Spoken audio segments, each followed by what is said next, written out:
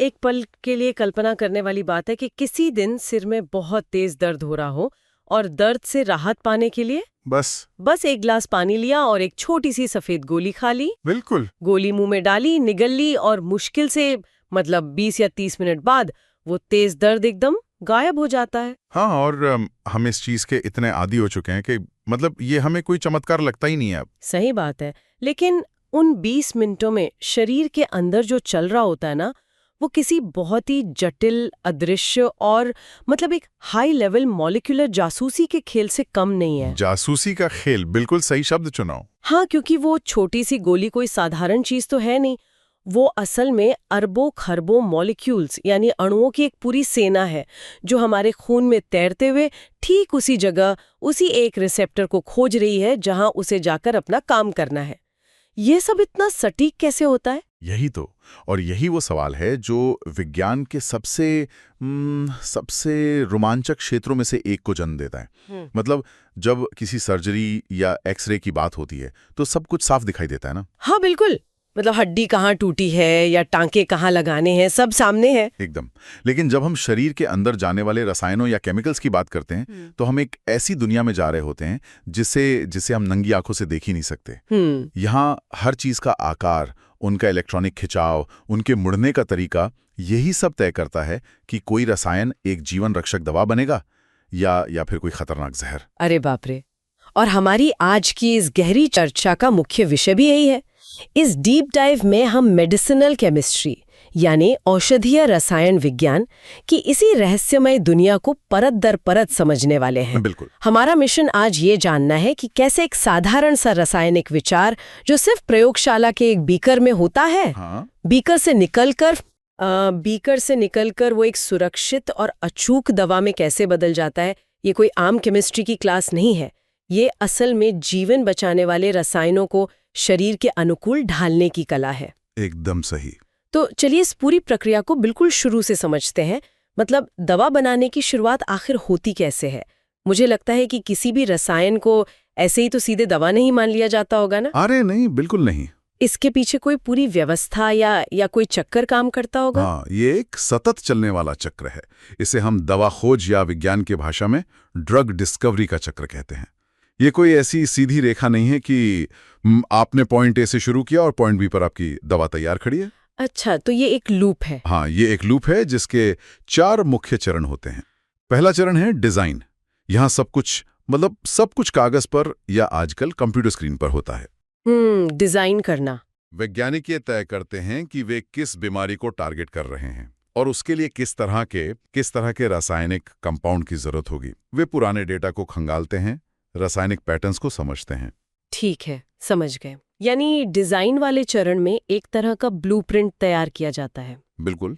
तो इस ब्लूप्रिंट के तैयार होने के बाद क्या होता है? ब्लूप्रिंट बनने के बाद दूसरा चरण आता है सिंथेसिस और प्यूरिफिकेशन। ओके। यहाँ वैज्ञानिक उस ब्लूप्रिंट को असल प्रयोगशाला में रसायनों के माध्यम से बनाते हैं। ये बहुत ही मेहनत का काम है और जब रसायन बन जाता है तो उसे शुद्ध करना पड़ता है। शुद्ध करना, प्यूरिफिकेशन। हाँ, क्योंकि कोई भी अशुद्धि शरीर में बहुत खतरनाक हो सकती है। फिर यह भी तय किया जाता है कि परीक्षण के लिए इसकी कितनी मात्रा की जरूरत पड़ेगी। ये तो ऐसा लग रहा है जैसे किसी नई डिश की रेसिपी को पहली बार किचन में बनाना।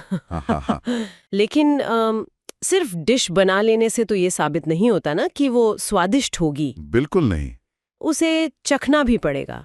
तो क्या तीसरा चरण इसी चखने या कहें कि परीक्षण से जुड़ा है? एकदम सही पकड़ा।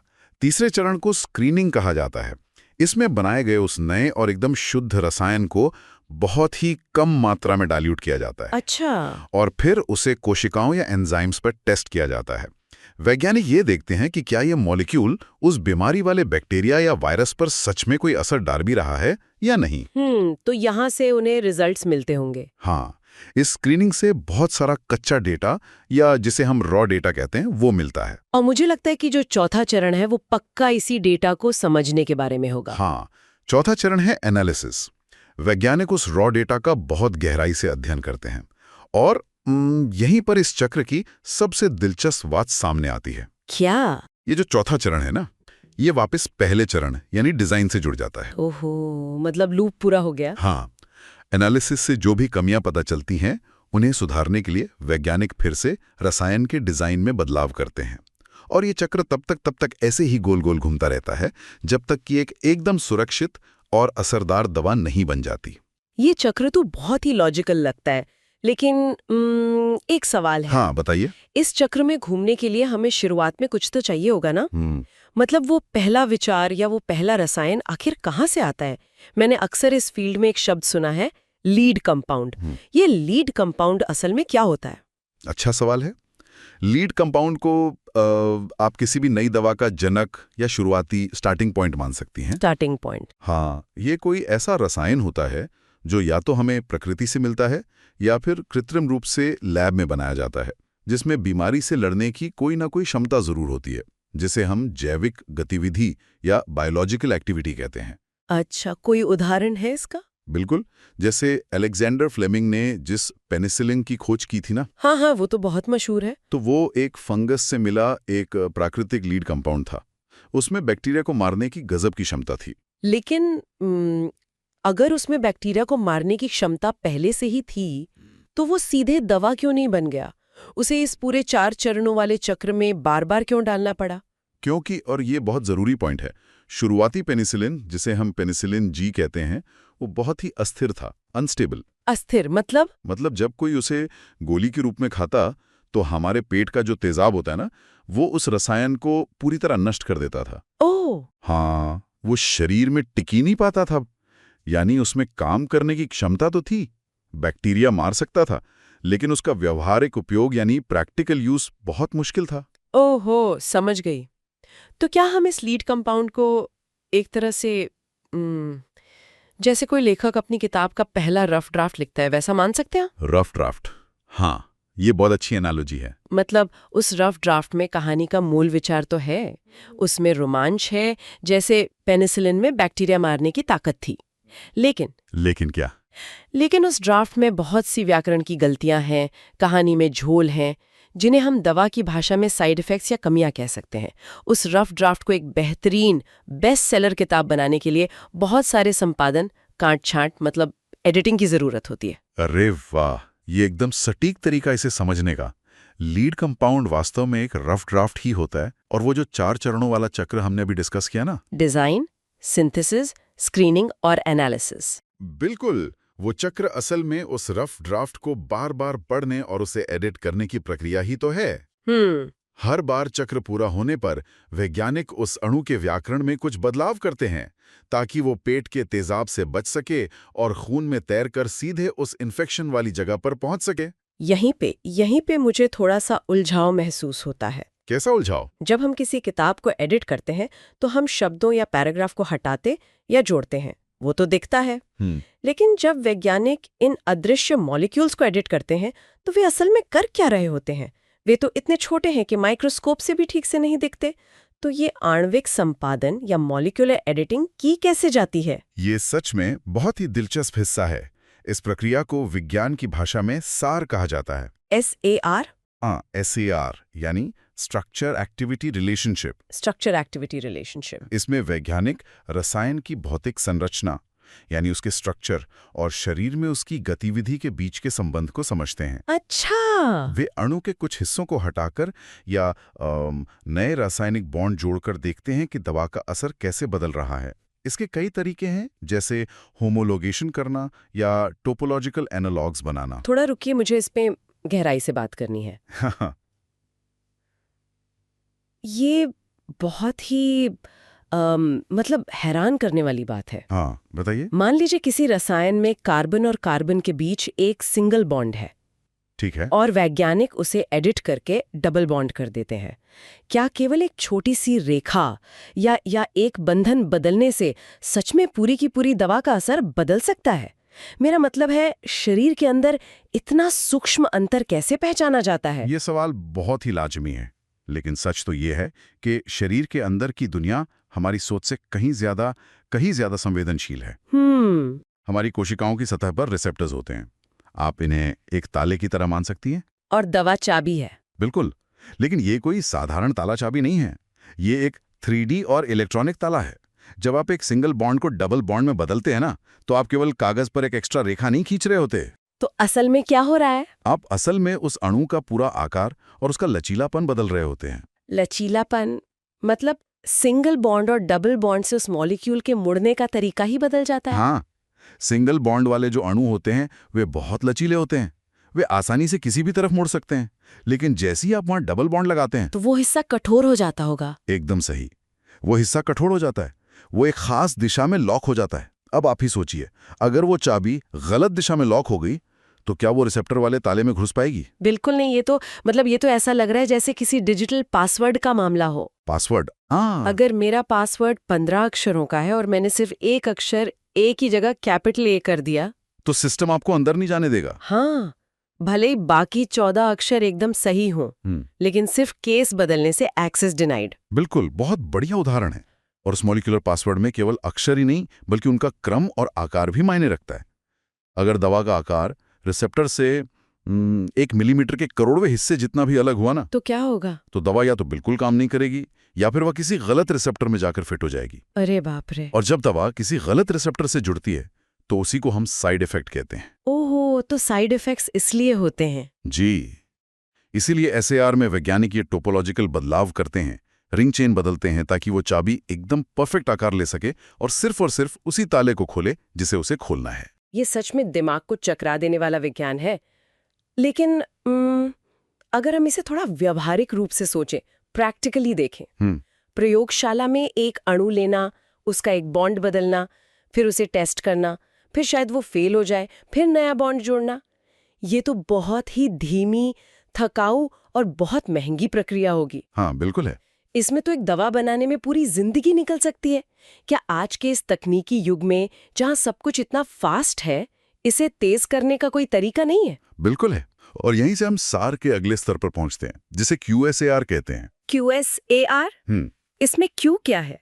इसमें क्यू का मतलब है क्वांटिटेटिव, यानी मात्रात्मक संरचना क्रिया संबंध। अच्छा। साधारण सार में हम केवल ये देख रहे थे कि संरचना बदलने से गतिविधि में क्या बदलाव आया, लेकिन ये जो QSAR है ना, ये इस पूरी प्रक्रिया को गणित और कंप्यूटर की दुनिया में ले जाता है। कंप्यूटर की दुनिया में तो क्या हम ये कह सकते हैं कि QSAR वैज्ञानिकों के लिए एक तरह का फ्लाइट सिम्युलेटर है? फ्लाइट सिम्युलेटर मतलब जैसे असली दुनिया में रसायनों को बनाने और टेस्ट करने में बहुत समय और पैसा बर्बाद होता है, तो उसके बजाय वैज्ञानिक कंप्यूटर पर गणितीय मापदंडों का उपयोग करके ये सिम्युलेट करते हैं कि वो अणु शरीर में कैसे उड़ान भरेगा। हाँ। और अगर वो कंप्यूटर सिम्युलेशन में ही फेल हो जाता है तो उसे असली प्रयोगशाला में बनाने की जो मेहनत है वो बच जाती है। ये तुलना इस प्रक्रिया को समझने के लिए बहुत ही बेहतरीन है, एकदम सटीक।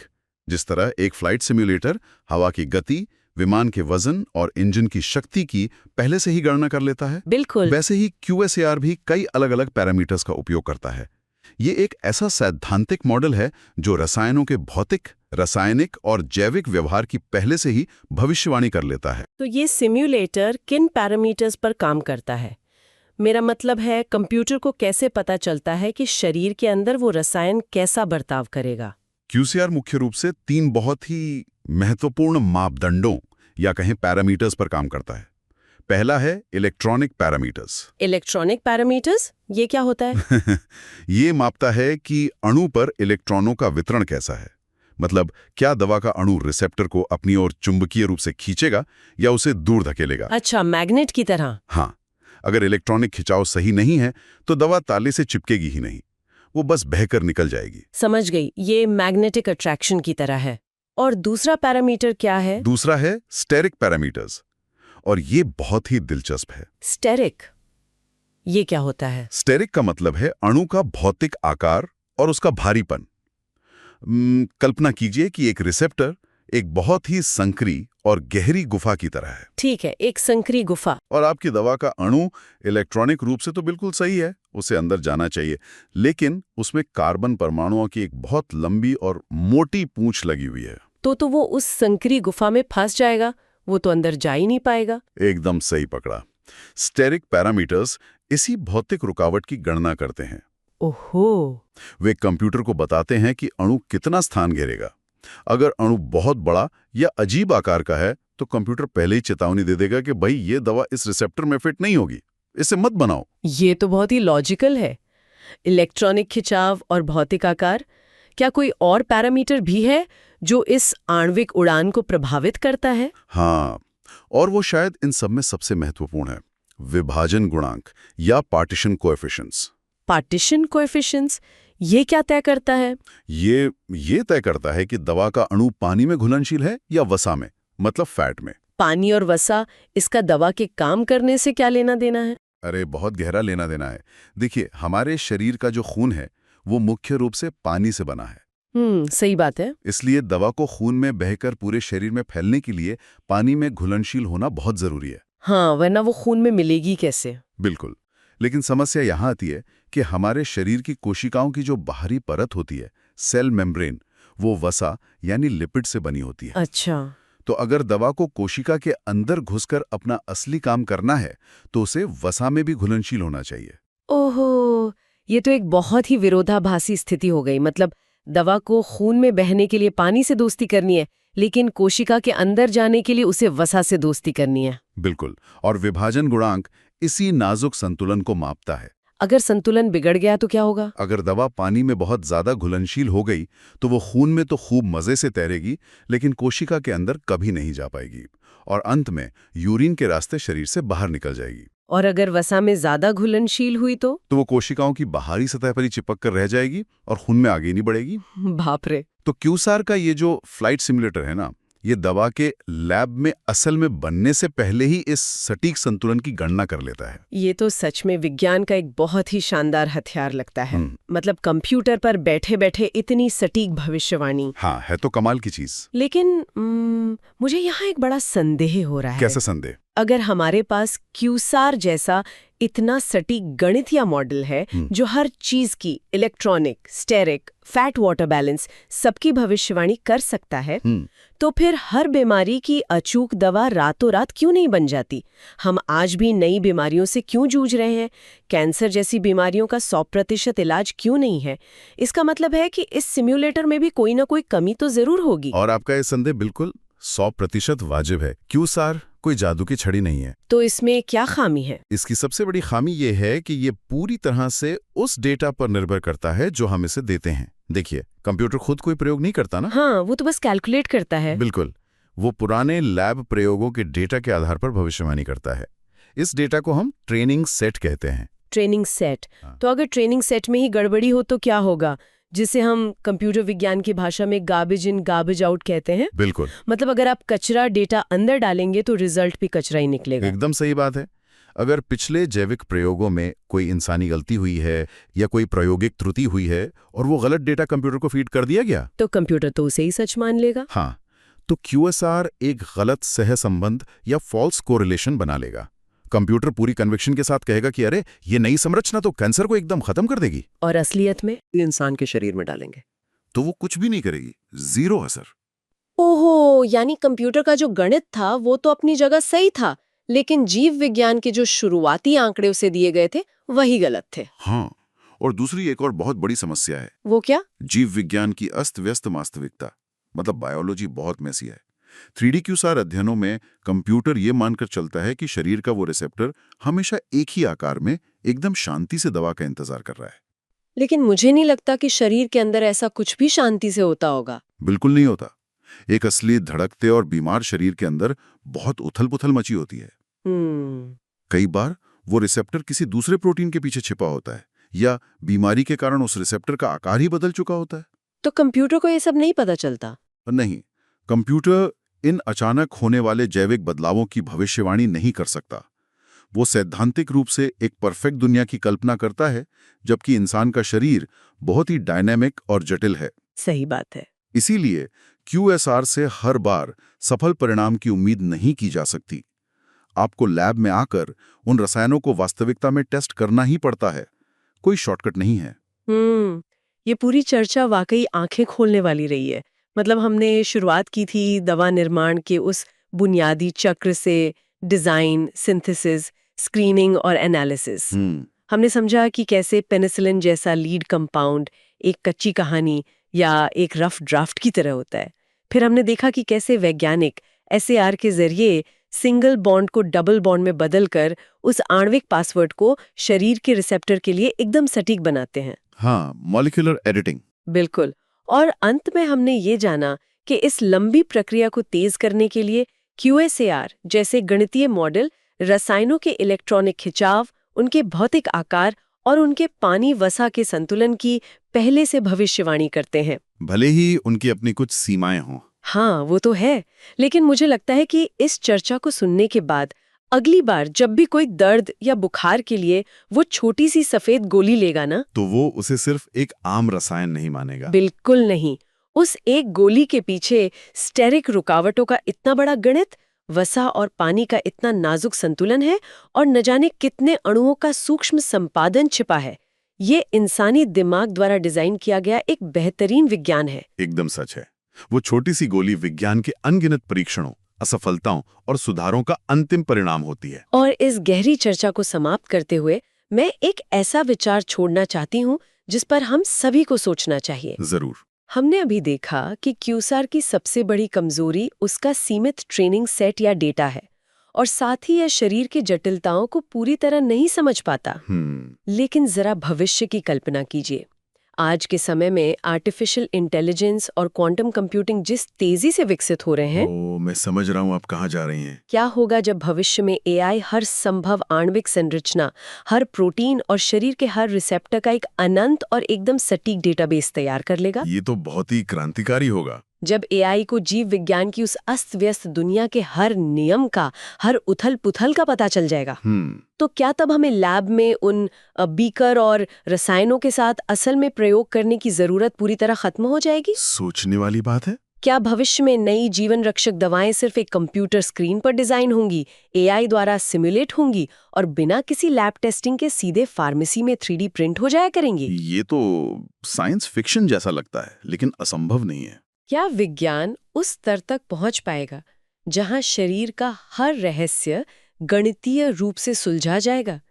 ये एक ऐसा सवाल है जो सच में दवा विज्ञान के भविष्य को पूरी तरह बदल सकता है। बिल्कुल, इस पर विचार करना बहुत दिलचस्प होगा। तो इसी विचार के साथ हम आज की इस गहरी चर्चा को यहीं विराम देते हैं। हमारे साथ इस मॉलिक्यूलर सफर पर जुड़ने के लिए बहुत बहुत धन्यवाद। अगर मैं ये कहूँ कि कभी-कभी किसी भयंकर बीमारी को हराने का सबसे बेहतरीन तरीका एक ऐसी दवा खाना है जो शरीर में जाकर बिल्कुल कोई काम न करे। मतलब जिसका असर एकदम शून्य हो। हाँ, एकदम शून्य। तो ये बात कितनी अजीब लगेगी। तर्क तो यही कहता है कि भाई जब कोई गंभीर रूप से बीमार होता है तो उसे तुरंत असर करने वाली सबसे ताकतवर दवा की जरूरत होती है। बिल्कुल। तो कोई ऐसी चीज लेने का क्या फायदा जो अंदर जाकर चुपचाप बैठ जाए? देखिए, इंजीनियरिंग या गणित की दुनिया में ये बहुत अजीब लग सकता है। वहाँ चीजें एक सीधी रेखा में चलती हैं। लेकिन जब हम मानव शरीर और बायोलॉजी की बात करते हैं तो दुनिया इतनी सीधी नहीं है। सही कहा। शरीर के अंदर रसायनों के काम करने का तरीका रहस्यों और जटिलताओं से भरा है। कभी-कभी सीधा हमला करने से बेहतर होता है छिप कर वार करना। और आज के इस गहन विश्लेषण का विषय इसी रहस्यमयी और जासूसी दुनिया से जुड़ा है। हमारे पास जर्नल मेडिसिनल केमिस्ट्री 2 के कुछ बेहद दिलचस्प नोट्स और आरेख मौजूद हैं। हाँ, जिनका मुख्य विषय है प्रो ड्रग की अवधारणा, या अंग्रेजी में कहें तो द प्रो ड्रग कॉन्सेप्ट। बिल्कुल। तो जो लोग हमें सुन रहे हैं उनके लिए आज का हमारा मिशन सिर्फ इस शब्द का अर्थ जानना नहीं है। हम दवाओं की दुनिया के उस छिपे हुए मैकेनिज्म को गहराई से समझना चाहते हैं जो अमूमन किसी को नजर नहीं आता। हाँ, मतलब हम ये समझने की कोशिश करेंगे कि कैसे एक दवा को शरीर में उतारने से पहले जानबूझकर पूरी तरह से निष्क्रिय या इनएक्टिव रखा जाता है। इस पूरी प्रक्रिया को समझना सच में विज्ञान के किसी चमत्कार को देखने जैसा है। स्रोत सामग्री से साफ पता चलता है कि एक दवा केवल एक रसायन नहीं होती, उसे शरीर की बाधाओं से लड़ने के लिए खास तौर पे डिजाइन किया जाता है। एकदम सही। ये सच में एक तरह की बायो इंजीनियरिंग है।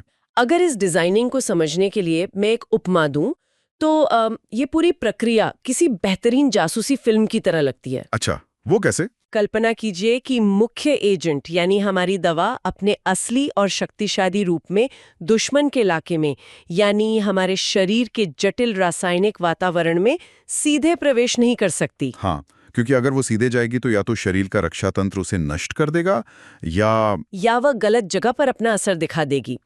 इसलिए वो एक भेष बदलकर शरीर में प्रवेश करती है, और जब वो बिल्कुल सही जगह यानी अपने टारगेट पर पहुंच जाती है, केवल तभी वो अपना भेष उतारकर असली काम शुरू करती है। हाँ, ये भेष बदलने वाली उपमा बहुत सटीक है। विज्ञान के क्षेत्र में इसी भेष बदलने और सही समय पर असली रूप में आने की प्रक्रिया को ही प्रोड्रग तकनीक कहा जाता है। तो स्रोत के अनुसार इस विचार की शुरुआत कहाँ से हुई? इसकी जड़ें काफी पुरानी हैं।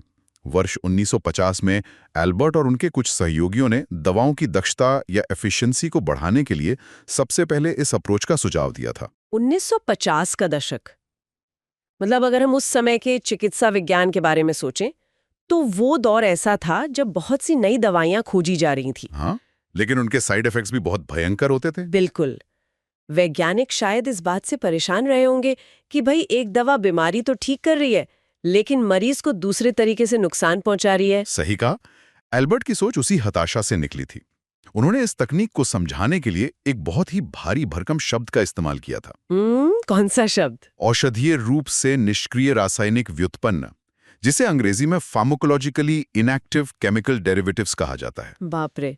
चलिए इस तकनीकी शब्द जाल को थोड़ा साधारण भाषा में तोड़ते हैं। हाँ, बिल्कुल। फार्माकोलॉजिकली इनएक्टिव का सीधा सा मतलब है कि वो रसायन अपने आप में किसी दर्द को कम नहीं कर सकता। हाँ, किसी बैक्टीरिया को नहीं मार सकता। हाँ, वो पूरी तरह से शांत है। और केमिकल डेरिवेटिव का मतलब है कि मुख्य दवा के साथ कोई अन्य रसायन जोड़कर उसका एक नया रूप तैयार किया गया है। एकदम सही। इस नए रूप के लिए हमारे नोट्स में कई अन्य ऐतिहासिक नामों का भी जिक्र है। अच्छा, जैसे इन्हें लैटेंटिएटेड ड्रग्स कहा जाता था, या जैव उत्क्रमणीय व्युत्पन्न। और एक और नाम है कॉन्जनर्स। इन नामों के पीछे का विज्ञान भी दिलचस्प है। लैटेंटिएटेड का मतलब होता है जो सुप्त हो या छिपा हुआ हो। हाँ, एक सुप्त ज्वालामुखी की तरह। बिल्कुल, जो बाहर से एकदम शांत दिखता है लेकिन अंदर ही अंदर ऊर्जा से भरा होता है और सही ट्रिगर मिलने पर ही फटता है। और जो दूसरा नाम है जैव उत्क्रमणीय या बायो रिवर्सिबल, उसका मतलब है कि ये बदलाव स्थायी नहीं है। मतलब शरीर की जैविक प्रक्रियाएं इसे वापस इसके मूल रूप में पलट सकती हैं। हाँ, लेकिन समय के साथ इन सारे मुश्किल नामों को पीछे छोड़ते हुए प्रोड्रग शब्द सबसे ज्यादा स्वीकृत हो गया, जो कि बोलने में काफी आसान भी है। हाँ, नाम चाहे जो भी हो, मूल सिद्धांत वही रहता है। भौतिक रासायनिक गुणों यानी फिजियोकेमिकल प्रॉपर्टीज को अस्थायी रूप से बदलना। यहाँ पे मुझे एक सवाल पूछना है। जी, एक बहुत बड़ा सवाल खड़ा होता है यहाँ। बताइए। ये तो स्पष्ट हो गया कि दवा को निष्क्रिय बनाया जा रहा है, लेकिन शरीर के अंदर जाके वो सक्रिय कैसे होती है? हाँ, ये बहुत अहम हिस्सा है। मेरा मतलब है, अगर इस जासूस को सुरक्षा कवच पहना के भेजा गया है तो दुश्मन के इलाके में वो कवच आखिर उतरता कैसे है? वाह, ये सवाल हमें इस पूरी चर्चा के सबसे तकनीकी हिस्से की ओर ले जाता है, इसका मैकेनिज्म। हाँ, स्रोत सामग्री में इसे एक बहुत ही स्पष्ट आरेख या डायग्राम के जरिए समझाया गया है। अगर उस डायग्राम को शब्दों में ढाला जाए तो वो एक सरल समीकरण है। ड्रग यानी मुख्य दवा और कैप जो कि एक अतिरिक्त रासायनिक आवरण है, वो आपस में जुड़कर प्रोड्रग बनाते हैं। और ये प्रोड्रग शरीर में प्रवेश करता है। बिल्कुल।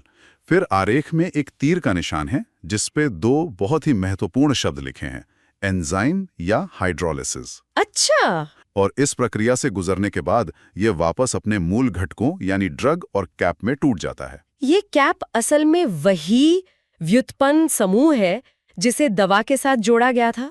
और स्रोत में ये साफ तौर पे लिखा है कि ये कैप दवा के अणु के साथ सहसंयोजक रूप से जुड़ा होता है। हाँ, कोवेलेंट बॉन्ड। जहां तक बुनियादी रसायन विज्ञान का सवाल है, सहसंयोजक बंधन बहुत मजबूत होते हैं। इन्हें लोहे की जंजीरों की तरह माना जा सकता है। बिल्कुल, जो आसानी से नहीं टूटती। और ये मजबूती जानबूझकर रखी जाती है ताकि दवा रास्ते में ही ना खुल जाए।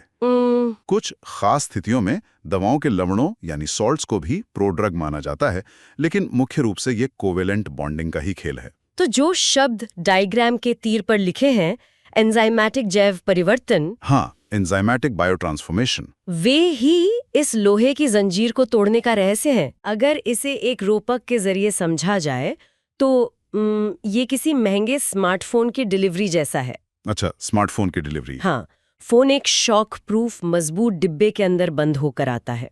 डिब्बा फोन को रास्ते की धूल, नमी और झटकों से बचाता है। सही है। डिब्बा खुद कोई कॉल नहीं कर सकता, वो निष्क्रिय है।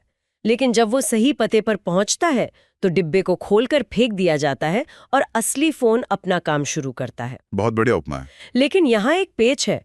स्मार्टफोन का डिब्बा तो इंसान अपने हाथों से खोलता है। शरीर के अंदर इस दवा के डिब्बे को कौन खोलता है? यहाँ शरीर की अपनी मशीनरी काम आती है। डिब्बा अपने आप नहीं खुलता। शरीर में मौजूद एंजाइम एक तरह के बायोलॉजिकल पासकोड या जैविक कैंची की तरह काम करते हैं। जैविक कैंची? हाँ, हर एंजाइम का एक खास आकार और काम होता है। जब तक प्रोड्रग को वो विशिष्ट एंजाइम नहीं मिलता, उसका कैप अनलॉक नहीं होता। और हाइड्रोलिसिस क्या है? शरीर में मौजूद पानी के साथ होने वाली रासायनिक प्रक्रिया, जिसे हाइड्रोलिसिस कहते हैं, वो भी इन बंधनों को तोड़ने का काम करती है। बाप रे, ये तो किसी स्मार्ट लॉक सिस्टम से भी ज्यादा उन्नत है। मतलब ये कैप तभी हटेगा जब उसे सही जगह का एंजाइम मिलेगा। बिल्कुल, और इसे ही शायद स्रोत सामग्री में आदर्श स्थिति कहा गया है कि कैप ठीक उसी जगह पर हटे जहां दवा की जरूरत है। हाँ, जिसे साइट ऑफ एक्शन कहते हैं। यहाँ पर बात सच में बहुत दिलचस्प हो जाती है, पर मेरे दिमाग में एक और सवाल आ रहा है। पूछिए। जब डब्बा खुल गया और मुख्य दवा आ गई, तो उस खाली डिब्बे या कैप का क्या होगा? क्या इस बात का खतरा नहीं रहता कि वो कैप खुद शरीर के लिए कोई नई समस्या पैदा कर दे? ये बहुत ही शानदार सवाल है, और इसी आदर्श स्थिति का एक अहम हिस्सा स्रोत में बताया गया है। क्या? स्रोत इस बात पर जोर देता है कि बचे हुए व्युत्पन्न समूह का तेजी से निष्कासन होना चाहिए, रैपिड एलिमिनेशन। अच्छा। और ये निष्कासन बिना किसी दुष्प्रभाव के होना चाहिए। ये तो बहुत तार्किक है। अगर मुख्य दवा ने अपना काम कर दिया, लेकिन जो कैप हमने छोड़ा है वो खून में घुलकर जहर बन जाए तो सारी मेहनत बेकार हो जाएगी। बिल्कुल, इसी वजह से वैज्ञानिक कोई भी यादृच्छिक रसायन उठाकर कैप की तरह इस्तेमाल नहीं कर सकते। तो वे क्या इस्तेमाल करते हैं? उन्हें ऐसे रसायनों का चुनाव करना पड़ता है जिन्हें शरीर आसानी से पचा सके या पेशाब के जरिए तुरंत बाहर निकाल सके। जैसे कोई सामान्य अमीनो एसिड। समझ गए। ये मैकेनिज्म तो साफ हो गया कि ये कैसे काम करता है, लेकिन यहाँ एक और बड़ा सवाल है जो इस पूरी कहानी का रुख मोड़ देता है। वो क्या? जब हमें इस डिब्बे या कैप को अंततः फेंकना ही है, तो इसे लगाने में इतनी दिमागी कसरत क्यों की जाती है? मानव शरीर में ऐसी कौन सी इतनी बड़ी बाधाएं हैं जिनका सामना एक साधारण दवा नहीं कर सकती? इस सवाल का जवाब हमें उस स्रोत सामग्री के सबसे विस्तृत हिस्से की ओर ले जाता है, जहां प्रोड्रग्स की आवश्यकता और इसके 8 प्रमुख उद्देश्यों को सूचीबद्ध किया गया है। 8 उद्देश्य? हाँ, अगर हम मानव शरीर को एक युद्ध के मैदान या एक बहुत ही सख्त ऑब्स्टिकल कोर्स की तरह देखें, तो एक दवा की यात्रा चुनौतियों से भरी होती है। चलिए इस यात्रा को उन 8 उद्देश्यों के चश्मे से एक कहानी की तरह समझते हैं। बिल्कुल। जब दवा की यात्रा शुरू होती है तो सबसे पहली बाधा तो मुंह और गले में ही आती है। हाँ, बहुत सी जीवन रक्षक दवाइयाँ इतनी कड़वी होती हैं या उनकी गंध इतनी तेज होती है कि कोई उन्हें निगल ही नहीं सकता। तो स्रोत में पहला उद्देश्य क्या है? पहला उद्देश्य रोगी की स्वीकार्यता में सुधार बताया गया है। ये देखने में छोटी समस्या लगती है, लेकिन चिकित्सा जगत में ये बहुत बड़ी बाधा है। बिल्कुल, अगर दवा खाई ही नहीं जाएगी तो काम कैसे करेगी? प्रोड्रग का आवरण दवा के उस हिस्से को छिपा देता है जो जीभ के स्वाद रिसेप्टर्स को कड़वापन महसूस कराता है। और इंजेक्शन वाली दवाओं के लिए? वहां भी कुछ रसायन नसों में बहुत ज्यादा दर्द और जलन पैदा करते हैं। कैप लगाने से वो रसायन शांत रहता है और मरीज को दर्द नहीं होता। क्या बात है। और यात्रा के इसी शुरुआती चरण में 7वां उद्देश्य भी काम आता है ना, रासायनिक स्थिरता बढ़ाना। एकदम सही पकड़ा आपने। रासायनिक स्थिरता का मतलब है कि दवा शरीर में जाने से पहले बोतल में रखे या पेट में जाते ही टूटकर खराब ना हो जाए। हाँ, क्योंकि पेट में तो बहुत तेज एसिड होता है। बिल्कुल, कुछ दवाइयां पेट के तेज एसिड के संपर्क में आते ही नष्ट हो जाती हैं। प्रोड्रग का आवरण उन्हें उस एसिडिक वातावरण से सुरक्षित निकाल ले जाता है। तो मान लेते हैं कि दवा मुंह और पेट के एसिड की चुनौती पार कर गई, लेकिन पेट में रहने से तो कोई बीमारी ठीक नहीं होगी। नहीं, उसे आंतों की दीवार को पार करके खून में जाना होगा। और यहीं पर स्रोत का दूसरा उद्देश्य सामने आता है, अवशोषण यानी एब्सॉर्प्शन में बदलाव और सुधार। देखिए, मानव शरीर की कोशिकाएं मुख्य रूप से लिपिड या वसा की परतों से बनी होती हैं। फैट की परतें। हाँ, अगर कोई दवा पानी में घुलनशील है लेकिन वसा में नहीं, तो वो आंतों की दीवार को पार ही नहीं कर पाएगी और खून में पहुंचे बिना ही शरीर से बाहर निकल जाएगी। बिल्कुल, प्रोड्रग तकनीक के जरिए हम दवा के कैप को इस तरह डिजाइन करते हैं कि वो लिपिड में घुलनशील बन जाए। जैसे ही वो खून में पहुंचती है, वो कैप हट जाता है। ये तो शरीर के खुद के सिक्योरिटी सिस्टम को चकमा देने जैसा हुआ। अब दवा खून में पहुंच गई। हाँ, लेकिन खून सीधा दिल या दिमाग में नहीं जाता। पाचन तंत्र से आने वाला सारा खून सबसे पहले एक बहुत बड़े चेकिंग पॉइंट पर जाता है, लिवर। और यहाँ पर हमारा चौथा उद्देश्य आता है, चयापचय या मेटाबॉलिज्म में बदलाव। लिवर तो हमारे शरीर का मुख्य रासायनिक कारखाना है ना? हाँ, और सबसे बड़ा रक्षक भी। उसका काम ही है बाहर से आने वाले हर अपरिचित रसायन को तोड़कर शरीर से बाहर निकालना। तो क्या वो दवा को भी दुश्मन समझ लेता है? कई बार लिवर जीवन रक्षक दवाओं को भी जहर समझकर उन्हें खून के मुख्य प्रवाह में पहुंचने से पहले ही मेटाबोलाइज या नष्ट कर देता है। इसे फर्स्ट पास मेटाबॉलिज्म कहा जाता है। तो प्रोड्रग यहाँ कैसे मदद करता है? प्रोड्रग का कैप लीवर के एंजाइम्स को धोखा देने के लिए होता है। लीवर उसे पहचान नहीं पाता और उसे बिना तोड़े आगे जाने देता है। ये सच में एक जासूस की किसी सख्त बॉर्डर चेकिंग को पार करने जैसा है, जहां गार्ड्स को भेष देखकर लगता है कि ये कोई आम नागरिक है। बिल्कुल ऐसा ही है। अब दवा लिवर को पार करके पूरे शरीर के रक्त संचार में आ गई है। यहाँ पर हमारी मंजिल करीब आती है। और 3 बहुत ही महत्वपूर्ण उद्देश्य एक साथ जुड़ते हैं: जैव वितरण में परिवर्तन, विषाक्तता को कम करना और जैविक क्रिया को लंबा या छोटा करना। जैव वितरण मतलब बायोडिस्ट्रीब्यूशन। खून तो दवा को शरीर के हर अंग तक ले जाता है। लेकिन समस्या ये है कि हमें दवा हर अंग में नहीं चाहिए। अगर पेट में अल्सर है तो दवा का दिमाग या किडनी में जाने का कोई तुक नहीं है। सही बात है। जैव वितरण में बदलाव का मतलब है दवा को केवल उसके लक्ष्य तक सीमित रखना। और अगर दवा गलत जगह पहुंच जाए तो क्या होगा? यहीं से हमारा छठा उद्देश्य आता है। विषाक्तता या टॉक्सिसिटी की समस्या पैदा होती है। कीमोथेरेपी जैसी स्थितियों की कल्पना कीजिए। हाँ, कैंसर के इलाज में वहां कैंसर को मारने वाले रसायन बहुत जहरीले होते हैं। अगर वे पूरे शरीर में फैल गए तो बाल झड़ने लगते हैं, स्वस्थ कोशिकाएं मरने लगती हैं। तो प्रोड्रग इसे कैसे रोकता है? प्रोड्रग तकनीक इस बात को सुनिश्चित करती है कि दवा का कैप्सूल केवल कैंसर कोशिकाओं के अंदर पाए जाने वाले विशिष्ट एंजाइम द्वारा ही खोला जाए। बाप रे। स्वस्थ कोशिकाओं के पास वो पासकोड होता ही नहीं है, इसलिए वो सुरक्षित रहती हैं। ये कैंसर के इलाज में कितनी बड़ी क्रांति है। दवा पूरे शरीर में घूम रही है, लेकिन अपना घातक रूप सिर्फ वहीं दिखा रही है जहां ट्यूमर है। बिल्कुल। और इस पूरी प्रक्रिया के दौरान जो 8वां उद्देश्य है, जैविक क्रिया को लंबा करना, वो कैसे काम करता है? कई बार बीमारियों में ये जरूरी होता है कि दवा का असर धीरे धीरे लगातार कई घंटों तक बना रहे। हाँ, जैसे पेन किलर्स में। अगर साधारण दवा दी जाए तो वो एक साथ असर करेगी और फिर खत्म हो जाएगी। अच्छा। प्रोड्रग का कैप इस तरह से बनाया जा सकता है कि वो बहुत धीमी गति से हाइड्रोलिसिस प्रक्रिया से गुजरे। मतलब जैसे जैसे कैप धीरे धीरे टूटता है, दवा धीरे धीरे खून में रिलीज होती रहती है। बिल्कुल सही। इससे मरीज को बार बार गोली खाने की जरूरत नहीं पड़ती। ये तो एक तरह का टाइम रिलीज कैप्सूल हो गया। बिल्कुल। यात्रा के अंत में जब दवा ने अपना काम कर दिया है तो उसे शरीर से बाहर निकलना होता है, और ये 5वां उद्देश्य है, निष्कासन या एलिमिनेशन में परिवर्तन। हाँ, गुर्दे या किडनी शरीर के फिल्टर हैं। कुछ दवाइयां इतनी छोटी और पानी में घुलनशील होती हैं कि गुर्दे उन्हें तुरंत फिल्टर करके बाहर कर देते हैं, इससे पहले कि वे अपना पूरा काम कर पाएं। हाँ, और इसके विपरीत कुछ दवाइयां बाहर ही नहीं निकलती और शरीर में जमा होने लगती हैं, जो कि खतरनाक है। तो कैप इसमें कैसे मदद करता है? कैप जोड़कर हम दवा के आकार और उसके गुणों को बदल सकते हैं, ताकि जब तक उसका काम खत्म न हो किडनी उसे फिल्टर न करे और काम खत्म होते ही वो आसानी से बाहर निकल जाए। क्या बात है। तो अगर इस पूरी यात्रा को एक साथ देखा जाए तो ये साफ हो जाता है कि एक प्रोड्रग सिर्फ एक दवा नहीं है। हाँ, ये एक पूरा सिस्टम है। ये मुंह के स्वाद को संभालता है, पेट के एसिड से बचाता है, आंतों की दीवार पार कराता है, लिवर के गार्ड्स को धोखा देता है। बिल्कुल। पूरे शरीर में सिर्फ सही निशाने को खोजता है, उसे लंबे समय तक काम करने की ताकत देता है, और अंत में बिना कोई निशान छोड़े चुपचाप शरीर से बाहर निकल जाता है। बिल्कुल, एक अचूक और परिपूर्ण मिशन की तरह। आज के इस अध्ययन में हमने 1950 में एल्बर्ट द्वारा दिए गए उस बुनियादी विचार से लेकर इन 8 जटिल उद्देश्यों तक का सफर तय किया है। हाँ, ये दिखाता है कि मेडिसिनल केमिस्ट्री कितनी गहराई से काम करती है।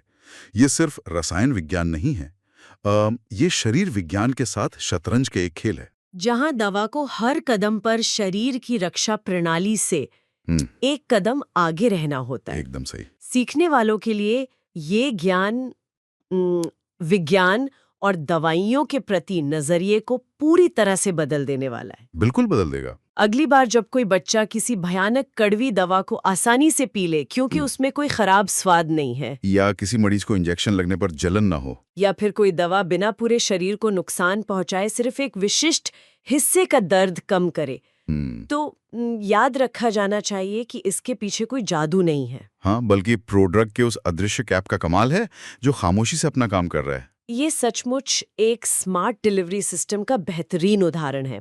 खराब अवशोषण, अस्थिरता और घातक साइड इफेक्ट्स जैसी जिन बड़ी बाधाओं का जिक्र स्रोत में किया गया है, उन सब का समाधान इस एक छोटे से आवरण में छिपा है। हाँ। इस पूरी चर्चा ने शरीर और विज्ञान के तालमेल की एक अद्भुत तस्वीर पेश की है, लेकिन इस स्रोत सामग्री के आधार पर ये सब समझने के बाद मेरे मन में एक ऐसा विचार आ रहा है जो इस पूरी तकनीक को एक अलग ही स्तर पर ले जाता है। अच्छा, वो क्या विचार है? देखिए, पूरी चर्चा में ये स्पष्ट हुआ कि प्रोड्रग का कैप खोलने के लिए शरीर के विशेष एंजाइम या पासकोड की जरूरत होती है। बिल्कुल होते हैं। अब तक हम मानते हैं कि मनुष्यों में ये एंजाइम मोटे तौर पर एक जैसे होते हैं, लेकिन हर इंसान का डीएनए तो अलग होता है ना। हाँ, हर किसी का जेनेटिक मेकअप अलग है। तो सोचिए, अगर भविष्य में ऐसे कैप बनाए जाएं जो किसी इंसान के व्यक्तिगत डीएनए और उसके एंजाइम फिंगरप्रिंट पर पूरी तरह से आधारित हों। ये तो चिकित्सा विज्ञान की सबसे बड़ी कल्पनाओं में से एक है, जिसे हम हाइपर पर्सनलाइज्ड मेडिसिन कह सकते हैं। हाँ, कल्पना कीजिए कि एक ऐसी दवा बनाई जाए जो मेरे शरीर में जाकर बिल्कुल निष्क्रिय रहे, क्योंकि मेरा डीएनए उस कैप को तोड़ने वाला एंजाइम बनाता ही नहीं है।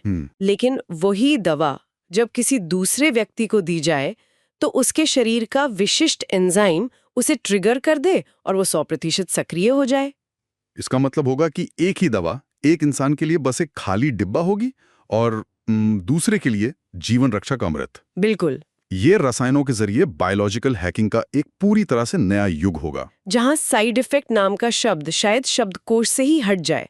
दवाइयां सिर्फ बीमारियों को ही नहीं बल्कि व्यक्ति की जेनेटिक पहचान को भी समझेंगी। हाँ, एक ऐसा भविष्य जहां इलाज पूरी तरह से आपका अपना होगा। दिमाग चकरा देने वाला विचार है ये। इसी शानदार और विज्ञान कथा जैसे लगने वाले विचार के साथ हम आज के इस गहन विश्लेषण को यहीं रोकते हैं। इस जटिल लेकिन अद्भुत वैज्ञानिक भूल भुलैया से गुजरने के लिए श्रोताओं का धन्यवाद। अगली बार किसी और विषय की ऐसी ही दिलचस्प गहराइयों में उतरकर कुछ नया सीखेंगे। क्या ये बात थोड़ी अजीब या कहूं तो हैरान करने वाली नहीं लगती कि जब हमारे पेट में कोई जहरीली या खराब चीज चली जाती है तो उसे तुरंत बाहर फेंकने का जो मुख्य कंट्रोल स्विच है, मतलब जो उल्टी या एमएसएस करने का स्विच है, वो पेट में होता ही नहीं है। ये सच में बहुत दिलचस्प है ना? वो हमारे मस्तिष्क के निचले हिस्से में एक बेहद सुरक्षित और छोटे से कंट्रोल रूम में छिपा होता है। मतलब जरा सोचिए, समस्या पूरी तरह से पेट में है, लेकिन जो अलार्म बज रहा है वो सीधे दिमाग में बज रहा है। बिल्कुल। और देखिए, ये एक ऐसा तथ्य है जो जीव विज्ञान के बारे में, मतलब बायोलॉजी को देखने का हमारा नजरिया ही पूरी तरह से बदल देता है। सही कहा। हमारे शरीर का जो पूरा रक्षा तंत्र है, जिसे हम डिफेंस मैकेनिज्म कहते हैं, वो कितनी बारीकी से आपस में जुड़ा हुआ है, ये उसका एक बहुत ही सटीक उदाहरण है। और यही आज की हमारी इस विस्तृत चर्चा का मुख्य विषय भी है। आज हमारे पास जो स्रोत सामग्री है, जो सोर्स नोट्स हैं, उसमें चिकित्सा और रसायन विज्ञान के कुछ बेहद जटिल लेकिन बहुत ही अद्भुत नोट शामिल हैं। हाँ, और ये नोट्स काफी गहराई में जाते हैं। बिल्कुल। ये गैस्ट्रोइंटेस्टाइनल दवाओं के बारे में है, विशेष रूप से एंटी अल्सर, एंटी एमेटिक और एंटी डायरिया दवाओं की कार्य प्रणाली को समझाते हैं। और आज हमारा उद्देश्य सिर्फ ये रटना नहीं है कि कौन सी दवा क्या काम करती है। वो तो कोई भी पढ़ सकता है। हाँ, हमें ये समझना है कि अल्सर, उल्टी या डायरिया जैसी जो तकलीफदेह बीमारियां हैं, उनके पीछे का असली जीव विज्ञान क्या है, और सबसे बड़ी बात, इन बीमारियों को ठीक करने वाली दवाओं की जो रासायनिक संरचनाएं हैं, मतलब जो केमिकल स्ट्रक्चर्स हैं, वे कितनी सटीक होती हैं। एकदम सही। ईमानदारी से कहूं तो जब हम दर्द होने पर एक साधारण सी दिखने वाली सफेद गोली निगलते हैं, तो उसके अंदर जो मॉलिक्यूलर इंजीनियरिंग छिपी होती है, वो किसी साइंस फिक्शन फिल्म की कहानी से कम नहीं है। मैं इस बात से पूरी तरह सहमत हूँ। देखिए, हम अक्सर विज्ञान को बहुत हल्के में ले लेते हैं। दर्द हुआ, गोली खाई और दर्द गायब। बिल्कुल, ऐसा लगता है जैसे कोई जादू हो गया हो। लेकिन जब हम इन स्रोत सामग्रियों का गहराई से विश्लेषण करते हैं, तो पता चलता है कि ये कोई जादू वादू नहीं है। तो फिर क्या है? ये एक बेहद सोची समझी वास्तुकला है, एक तरह का बायोलॉजिकल आर्किटेक्चर है। ये जो दवाएं हैं, ये शरीर में जाकर अंधेरे में तीर नहीं चलाती। अच्छा। वे बहुत ही विशिष्ट लक्ष्यों को पहचानती हैं, हमारे शरीर के रिसेप्टर्स के साथ जुड़ती हैं और शारीरिक प्रक्रियाओं की दिशा को पूरी तरह बदल देती हैं। तो चलिए इस कहानी की शुरुआत करते हैं पाचन तंत्र की सबसे आम और शायद सबसे तकलीफदेह समस्या से। इसे मैं अंदर की आग कहना पसंद करूंगा। अंदर की आग? हाँ, मतलब अल्सर। हाँ, अल्सर। मतलब जब किसी को अल्सर होता है तो वो दर्द सच में ऐसा होता है मानो पेट के अंदर सच में आग लग गई हो। अंदर की आग, ये इसे समझने का एक बहुत ही सटीक और वैज्ञानिक रूप से सही तरीका है।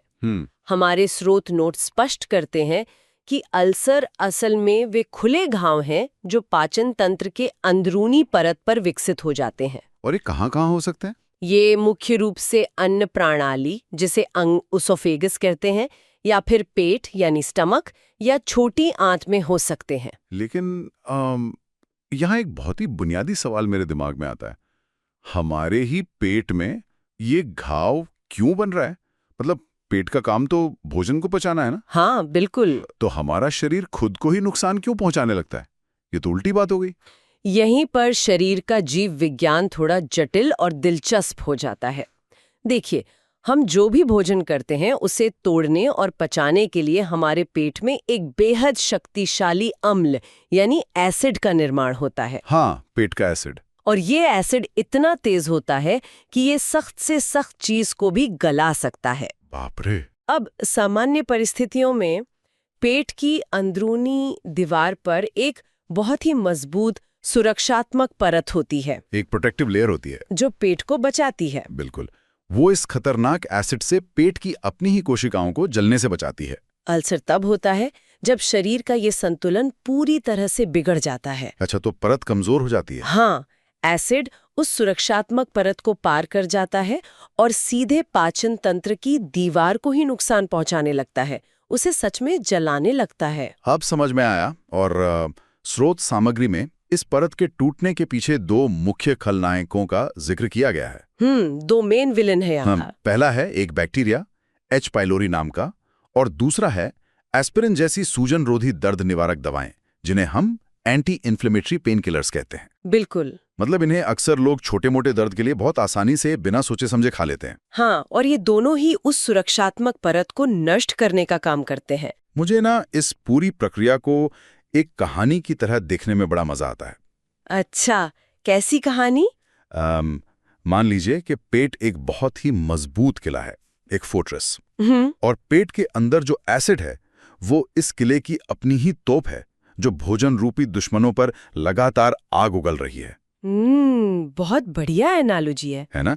और जो ये एच पाइलोरी बैक्टीरिया हैं या फिर जो एस्पिरिन जैसी दवाएं हैं, वो असल में जासूस हैं। जासूस? हाँ, वो घुसपैठिए हैं जो किले के अंदर घुसकर उसकी मजबूत दीवारों को, उस सुरक्षा कवच को चुपचाप अंदर से कमजोर कर देते हैं। सही कहा। और जब दीवार कमजोर हो जाती है तो किले की अपनी ही तोप का गोला, यानी वो खुद का एसिड, सीधे किले की दीवारों को ही ढहाने लगता है। ये किले वाली एनालॉजी बिल्कुल सटीक बैठती है। किले की दीवार का टूटना ही वो क्षण है जब शरीर का अपना रक्षा तंत्र विफल हो जाता है। ये समझना बहुत जरूरी है कि अल्सर कोई साधारण पेट दर्द नहीं है। ये एक भौतिक संरचना का टूटना है। मतलब फिजिकल डैमेज हो रहा है। बिल्कुल।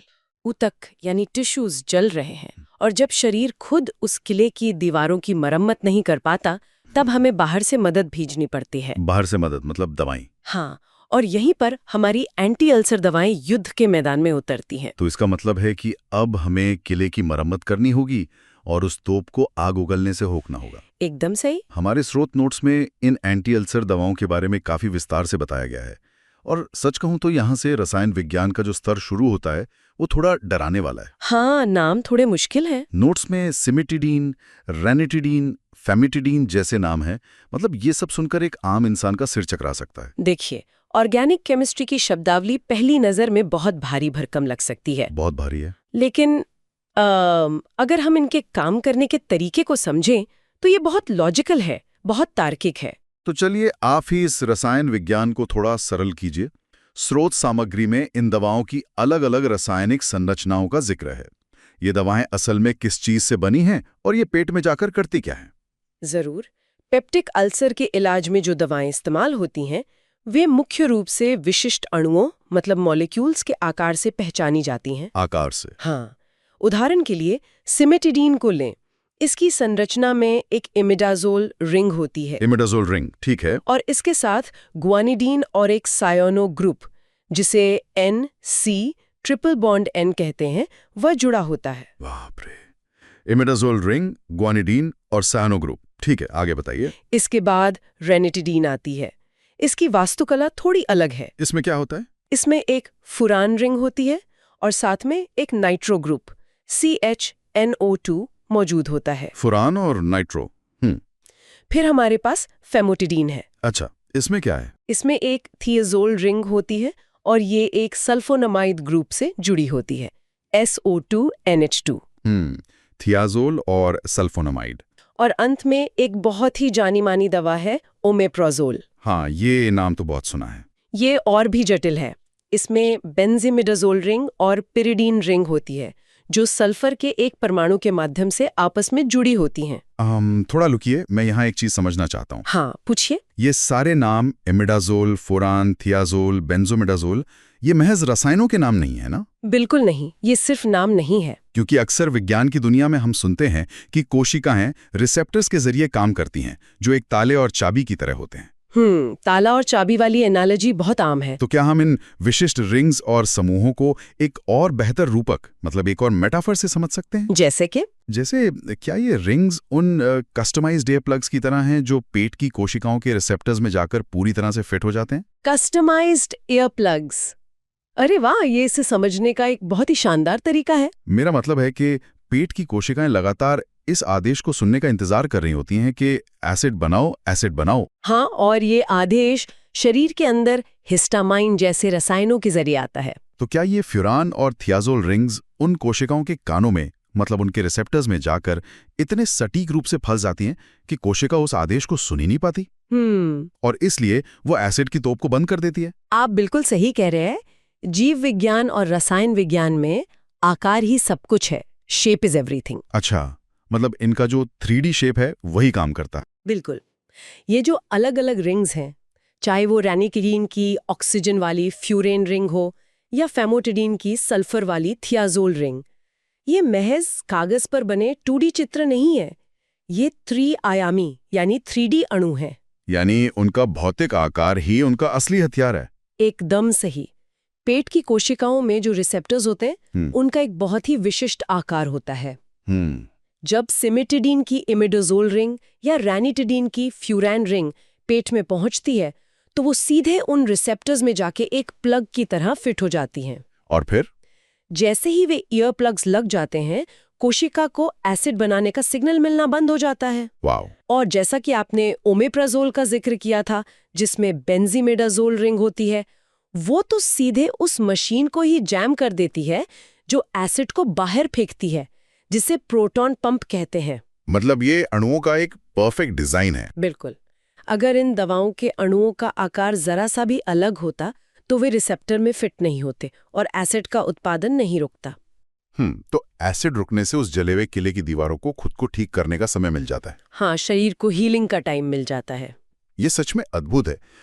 मतलब हम सिर्फ कोई साधारण रसायन नहीं निगल रहे हैं, हम अरबों छोटे छोटे सटीक रूप से डिजाइन किए गए ईयरप्लग्स या ढालों को अपने शरीर में भेज रहे हैं, जो बिल्कुल सही जगह जाकर अपना काम करते हैं। और यही आधुनिक औषध विज्ञान यानी मॉडर्न फार्माकोलॉजी की सबसे बड़ी जीत है। ठीक है, तो हमने देखा कि जब पेट के अंदर ही समस्या पैदा होती है, यानी जब एसिड खुद पर हमला करता है, तो हम उसे कैसे रोकते हैं। लेकिन स्रोत सामग्री हमें एक और बेहद दिलचस्प दिशा में ले जाती है। पेट हमेशा केवल बचाव की मुद्रा में नहीं रहता। हाँ, कभी कभी उसे हमला भी करना पड़ता है या चीजों को बाहर निकालना पड़ता है। बिल्कुल, कभी कभी जब पेट के अंदर कोई बहुत ही हानिकारक बाहरी या जहरीली चीज आ जाती है, तो शरीर उसे अंदर सहने के बजाय एक आक्रामक निकासी प्रोटोकॉल शुरू करता है। Evacuation protocol. हाँ, ये हमें एमिसिस की ओर ले जाता है, या आसान भाषा में कहें तो उल्टी या वॉमिटिंग की ओर। हाँ मिसेस, हालांकि ये अनुभव बहुत ही अप्रिय होता है, मतलब किसी को उल्टी करना अच्छा नहीं लगता। बिल्कुल नहीं। लेकिन ये शरीर का एक अत्यंत महत्वपूर्ण और जीवन रक्षक रक्षा तंत्र है। और यहीं पर वो तथ्य आता है जिसका जिक्र मैंने शुरुआत में किया था, दिमाग वाला तथ्य। हाँ, हमारे नोट स्पष्ट रूप से बताते हैं कि उल्टी की प्रक्रिया तब शुरू होती है जब मस्तिष्क के मेडुला ऑब्लोंगाटा में स्थित उल्टी केंद्र यानी एमेटिक सेंटर उत्तेजित होता है। बिल्कुल सही। लेकिन यहाँ मैं थोड़ा असहमत होना चाहूंगा, या कम से कम मुझे प्रकृति के इस डिजाइन पर कुछ संदेह है। संदेह? क्यों? देखिए, अगर मैंने कुछ जहरीला या खराब खा लिया है, तो वो जहर मेरे पेट में है। तो शरीर ऐसा क्यों करता है कि पेट से एक सिग्नल भेजा जाए जो रीढ़ की हड्डी से होता हुआ सीधे दिमाग यानी मेडुला ऑब्लोंगेटा तक जाए, और फिर दिमाग वापस एक सिग्नल भेजे कि ठीक है, अब उल्टी करो। आप सोच रहे हैं कि ये रास्ता बहुत लंबा है? हाँ, क्या एक आपातकालीन स्थिति में ये रास्ता बहुत लंबा और अक्षम मतलब इनएफिशिएंट नहीं है? प्रकृति ने पेट के अंदर ये एक लोकल इमरजेंसी इजेक्ट बटन क्यों नहीं बनाया? ये एक बहुत ही तार्किक और बेहतरीन सवाल है। ये सुनने में वाकई अक्षम लग सकता है, लेकिन इसके पीछे एक बहुत गहरा जैविक कारण है। अच्छा, वो क्या है? देखिए, जब आप कोई विषाक्त पदार्थ या टॉक्सिन खाते हैं, तो वो हमेशा केवल पेट में ही पड़ा नहीं रहता। तो कहाँ जाता है? वो बहुत तेजी से रक्त प्रवाह में यानी ब्लड स्ट्रीम में अवशोषित होने लगता है। अरे वाह, तो जहर खून में मिल जाता है? बिल्कुल।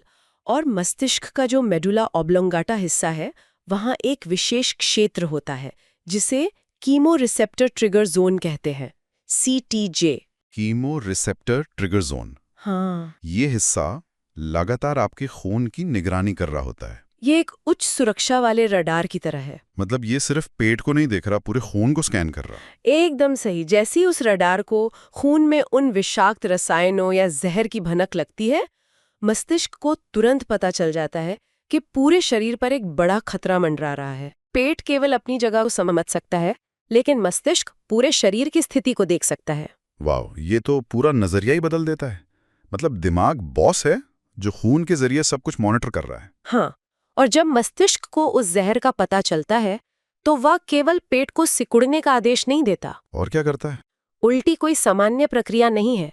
इसके लिए शरीर के कई हिस्सों को एक साथ काम करना पड़ता है। डायाफ्राम को एक खास तरीके से सिकुड़ना पड़ता है, पेट की मांसपेशियों को जोर से दबाव बनाना पड़ता है। मास्टर कमांडर की जरूरत होती है, और वो कमांडर मेडुला ऑब्लोंगेटा है। तो जब हम एंटी इमेटिक दवाएं लेते हैं जो उल्टी को रोकती हैं, तो वे असल में क्या कर रही होती हैं? वे दवाएं असल में सिग्नल जैमर्स की तरह काम करती हैं। Signal jammers? हाँ, जब मस्तिष्क को खून में जहर दिखता है, तो वो रासायनिक संदेश वाहकों यानी न्यूरोट्रांसमीटर्स के जरिए उल्टी केंद्र तक अलार्म भेजता है। एंटीएमेटिक दवाएं उन विशिष्ट रिसेप्टर्स को ब्लॉक कर देती हैं। अच्छा, मतलब वे उस आपातकालीन सायरन के तार ही काट देती हैं। बिल्कुल। जहर भले ही मौजूद हो, लेकिन कंट्रोल रूम तक अलार्म नहीं पहुंचता, और इसलिए मस्तिष्क उल्टी करने का कमांड ही नहीं देता। ये सच में दिमाग को झकझोर देने वाला विज्ञान है। शरीर खून की निगरानी कर रहा है, दिमाग अलार्म बजा रहा है, और दवाएं उस अलार्म को चुप करा रही हैं। अब देखिए, अगर उल्टी चीजों को ऊपर की तरफ से बलपूर्वक बाहर निकालने की प्रक्रिया है, तो हमारे स्रोत नोट्स एक और गंभीर समस्या की ओर ध्यान खींचते हैं जो इसके बिल्कुल विपरीत दिशा में होती है। हाँ, आप डायरिया की बात कर रहे हैं। बिल्कुल। नीचे की ओर से होने वाली बेहद तेज और अनियंत्रित प्रक्रिया डायरिया, इसे रोकना भी रसायन विज्ञान के लिए एक बहुत बड़ी चुनौती है। डायरिया या दस्त एक ऐसी स्थिति है जिसे कभी भी हल्के में नहीं लेना चाहिए, खासकर अगर ये लंबे समय तक चले। क्यों? इसमें ऐसा क्या खतरनाक है? क्योंकि इससे शरीर में पानी की भारी कमी हो जाती है, जिसे डिहाइड्रेशन कहते हैं, और इलेक्ट्रोलाइट्स का असंतुलन हो सकता है, जो सच में जानलेवा भी हो सकता है। हमारे नोट्स इस बात को बहुत स्पष्ट करते हैं कि डायरिया का असल अर्थ क्या है। ये ढीले मल का त्याग है, लूज बाउल मूवमेंट्स। इसका सीधा सा मतलब है पानीदार, बिना आकार के मल का बार बार शरीर से बाहर निकलना। और स्थिति तब और गंभीर हो जाती है जब इसमें कभी कभी बलगम और रक्त यानी म्यूकस और ब्लड भी मौजूद होता है। बिल्कुल, और यहाँ हमें ये समझना होगा कि ऐसा क्यों होता है। हाँ, इसका बायोलॉजिकल कारण क्या है? सामान्यतः हमारी आंतें एक बहुत ही लयबद्ध तरीके से सिकुड़ती और फैलती हैं। इसे पेरिस्टाल्सिस कहते हैं। पेरिस्टाल्सिस, ठीक है। यह गति भोजन को आगे बढ़ाती है और इस दौरान आंतों को भोजन से पानी और पोषक तत्वों को सोखने का समय मिलता है, मतलब एब्जॉर्ब करने का टाइम मिलता है। लेकिन डायरिया में ये गतिशीलता बहुत अधिक बढ़ जाती है। इसे समझने के लिए मेरे दिमाग में एक बेलगाम ट्रेन की छवि उभरती है। बेलगाम ट्रेन? हाँ, जरा सोचिए, आंतें एक ऐसी ट्रेन है जिसके ब्रेक पूरी तरह से फेल हो गए हैं और वो पटरियों पर अपनी पूरी रफ्तार से भाग रही है। दिलचस्प। उसमें जो यात्री बैठे हैं, यानी हमारे मामले में वो यात्री पानी और जरूरी पोषक तत्व हैं, उन्हें अपने स्टेशन पर उतरने का यानी शरीर में सोखे जाने का मौका ही नहीं मिल रहा है। ट्रेन इतनी तेज है कि सब कुछ बस बाहर की ओर जा रहा है। ये बेलगाम ट्रेन वाली तुलना डायरिया के जीव विज्ञान को एकदम सही तरीके से समझाती है। आंतें इतनी तेजी से सिकुड़ रही हैं कि पानी को वापस शरीर में खींचने का समय ही नहीं बचता। और हमारे नोट्स में इस बेलगाम ट्रेन को रोकने वाली जिन दवाओं का जिक्र है, जैसे कि डायफेनॉक्सिलेट, लोपेरामाइड, सल्फासलाजीन और बिस्मिथ सबसैलिसिलेट, मैं ये समझना चाहता हूँ कि ये दवाएं इस ट्रेन पर केमिकल ब्रेक कैसे लगाती हैं। इसके लिए हमें फिर से उन अणुओं की वास्तुकला, उसी मॉलिक्यूलर आर्किटेक्चर पर लौटना होगा। मतलब फिर से 3D शेप्स? हाँ, स्रोत सामग्री विशेष रूप से डायफिनॉक्सिलेट की संरचना का उल्लेख करती है। इसमें एक पिपेरिडीन रिंग होती है। पिपेरिडीन रिंग? हाँ, जो काफी जटिल कार्बनिक संरचनाओं के साथ जुड़ी होती है। इसी तरह एक और दवा है डायसाइक्लोवेरिन, जिसमें एक नहीं बल्कि 2 साइक्लोहेक्सेन रिंग्स मौजूद होती हैं। तो क्या ये पेपेरिडीन और साइक्लोहेक्सेन रिंग्स ही वो असली ब्रेक पैड्स हैं जो उस तेज भागती ट्रेन को धीमा करते हैं? बिल्कुल। पर ये काम कैसे करते हैं? क्या ये आंतों को सुन्न कर देते हैं? आप इसके बहुत करीब हैं। ये समझना सबसे दिलचस्प है कि पिपेरिडीन रिंग कैसे काम करती है। ये रिंग आंतों की मांसपेशियों में मौजूद विशेष ओपियोइड रिसेप्टर्स के साथ जुड़ जाती है। Opioid receptors? हाँ, जब ये रिंग उन रिसेप्टर्स में लॉक होती है तो ये आंतों की उन तेज लयबद्ध सिकुड़न को, उस पेरिस्टाल्सिस को वस्तुतः पंगु कर देती है या बहुत धीमा कर देती है। मतलब ये ट्रेन के इंजन को ही बंद कर देते हैं? बिल्कुल। और जो डायसाइक्लोवेरिन की साइक्लोहेक्सेन रिंग्स हैं, वे मांसपेशियों की एंठन यानी स्पैज़म्स को रोकती हैं। और जब आंतों के सिकुड़ने की ये अंधाधुंध गति धीमी हो जाती है तो जादू होता है। अचानक शरीर को उस तरल पदार्थ से पानी और आवश्यक इलेक्ट्रोलाइट्स को फिर से सोखने का पूरा समय मिल जाता है। अरे वाह! जैसे ही पानी वापस शरीर में चला जाता है, मल फिर से ठोस हो जाता है और डायरिया की समस्या वहीं रुक जाती है। ये पूरी तरह से गति और अवशोषण के समय को नियंत्रित करने का विज्ञान है। वाह! इन सभी चीजों को एक साथ रखकर देखने पर एक बहुत ही स्पष्ट और आश्चर्यजनक तस्वीर बनती है। सही कहा। आज की इस चर्चा में हमने जो भी स्रोत सामग्री देखी, वो सिर्फ बीमारियों के नाम और उनकी अजीबोगरीब रसायन दवाओं की लिस्ट नहीं है। ये असल में हमारे शरीर के उस बेहद जटिल तंत्र और इंसान द्वारा बनाए गए रसायन विज्ञान के बीच एक बहुत ही खूबसूरत बातचीत है। आप बिल्कुल सही कह रहे हैं। ये जीव विज्ञान और रसायन विज्ञान की एक ऐसी जुगलबंदी है जिसे समझने के बाद हम शरीर के काम करने के तरीके की और अधिक सराहना कर पाते हैं। मेरा मतलब है, जरा सोचिए, जब पेट में अल्सर की वजह से अंदर की दीवारें जलने लगती हैं तो फ्यूरान या थियाजोल रिंग्स वाली दवाएं ईयर प्लग्स बनकर उस एसिड की तोप को बंद कर देती हैं। जब खून में कोई जहर पहुंचता है और मेडुला ऑब्लोंगेटा से उल्टी का तेज अलार्म बजता है तो एंटी एमिटिक दवाएं सिग्नल जैमर बनकर उस अलार्म के तार काट देती हैं। बिल्कुल। और जब आंतें किसी बेगाम ट्रेन की तरह भागने लगती हैं तो पिपेरिडीन और साइक्लोहेक्सेन रिंग्स उस ट्रेन की रफ्तार पर सीधे केमिकल ब्रेक लगा देती हैं। ये सब किसी चमत्कार से कम नहीं लगता। और यही आज की इस पूरी चर्चा की सबसे बड़ी प्रासंगिकता है। हम इंसान अक्सर अपने शरीर और आधुनिक चिकित्सा को दो अलग-अलग चीजों के रूप में देखते हैं। बिल्कुल। लेकिन वास्तव में ये दवाएं हमारे शरीर की भाषा ही बोलती हैं। बस उनका लहजा, मतलब उनका जो एक्सेंट है, वो रसायनों और मॉलिक्यूलर रिंग्स का होता है। मुझे तो ये लगता है कि इस गहन बातचीत के बाद जब भी कोई अगली बार पेट दर्द या उल्टी के लिए एक छोटी सी सफेद गोली हाथ में लेगा तो उसे सिर्फ एक साधारण सी दवा नहीं दिखेगी। तो क्या दिखेगा? उसे उस गोली के भीतर छिपी हुई वो बेंजीमिडाजोल या फुरान रिंग्स की एक बहुत ही सूक्ष्म और जटिल वास्तुकला याद आएगी। उसे याद आएगा कि कैसे अरबों छोटे छोटे अणु उसके शरीर के रिसेप्टर्स में सटीक रूप से फिट होने और उसे आराम पहुंचाने के लिए एक महाकाव्य जैसी यात्रा पर निकल रहे हैं। ये शरीर और विज्ञान को देखने का एक बहुत ही शक्तिशाली और सम्मानजनक नजरिया है। लेकिन अगर हम इस मॉलिक्यूलर डिजाइन और केमिकल शेप्स के विज्ञान की नींव पर खड़े होकर भविष्य की ओर देखें तो एक बहुत ही महत्वपूर्ण और विचारोत्तेजक प्रश्न खड़ा होता है। कैसा प्रश्न? आज हमने देखा कि कैसे दवाओं के विशिष्ट रासायनिक आकार हमारे जीव विज्ञान के साथ जुड़ते हैं, लेकिन सच तो यह है कि अभी भी हमारी ज्यादातर दवाएं थोड़ी सी ब्रॉड स्पेक्ट्रम होती हैं। ब्रॉड स्पेक्ट्रम मतलब? वो एक साथ कई चीजों पर असर करती हैं। हाँ, यानी जब वे काम करती हैं तो वे अक्सर अच्छे और बुरे में पूरी तरह से भेदभाव नहीं कर पाती। जैसे एंटीबायोटिक्स। बिल्कुल। जैसे एसिड रोकने वाली दवाएं पूरे पेट के एसिड को कम कर देती हैं, जो कभी-कभी पाचन को धीमा कर सकता है। ये हमें ये सोचने पर मजबूर करता है क्या भविष्य में हम ऐसी दवाएं डिजाइन कर पाएंगे जो और भी अधिक सूक्ष्म और बुद्धिमान हो। बुद्धिमान दवाएं, आपका मतलब क्या है? Smart medicines. मेरा मतलब है कस्टमाइज्ड मॉलिक्यूलर इंजीनियरिंग। क्या हम ऐसी संरचनाएं बना पाएंगे जो केवल बीमारी पैदा करने वाले उस एच पाइलोरी बैक्टीरिया को ही खोजे और खत्म करें, लेकिन हमारे पेट में मौजूद लाखों अच्छे और जरूरी बैक्टीरिया को पूरी तरह से अछूता और सुरक्षित छोड़ दें? वाओ! क्या हम ऐसे केमिकल ब्रेक बना पाएंगे जो डायरिया को तो रोकें, लेकिन आंतों की सामान्य स्वस्थ गतिशीलता पर रत्ती भर भी असर न डालें? ये तो सच में क्रांतिकारी होगा। क्या गैस्ट्रोइंटेस्टाइनल बीमारियों का भविष्य पूरी तरह से ऐसी स्मार्ट चाबियों पर निर्भर करेगा जो केवल तभी काम करेंगी जब कोई विशिष्ट बीमारी मौजूद हो? ये एक ऐसा विचार है जो स्रोत सामग्री में मौजूद विज्ञान को एक बिल्कुल नए और रोमांचक स्तर पर ले जाता है और जिस पर आगे की दिशा में बहुत गहराई से सोचा जाना चाहिए। मतलब आज की चर्चा से हमें न सिर्फ शरीर को समझने का एक नया नजरिया मिला है, बल्कि भविष्य के विज्ञान की एक बहुत ही शानदार झलक भी देखने को मिली है। बिल्कुल। तो आज के लिए बस इतना ही। उम्मीद है ये डीप डाइव श्रोताओं को भी उतनी ही रोमांचक लगी होगी जितनी हमें इस पर बात करने में लगी।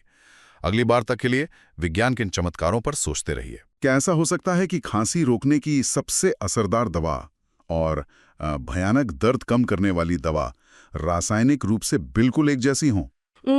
सुनने में तो ये किसी जादू या साइंस फिक्शन जैसा लगता है।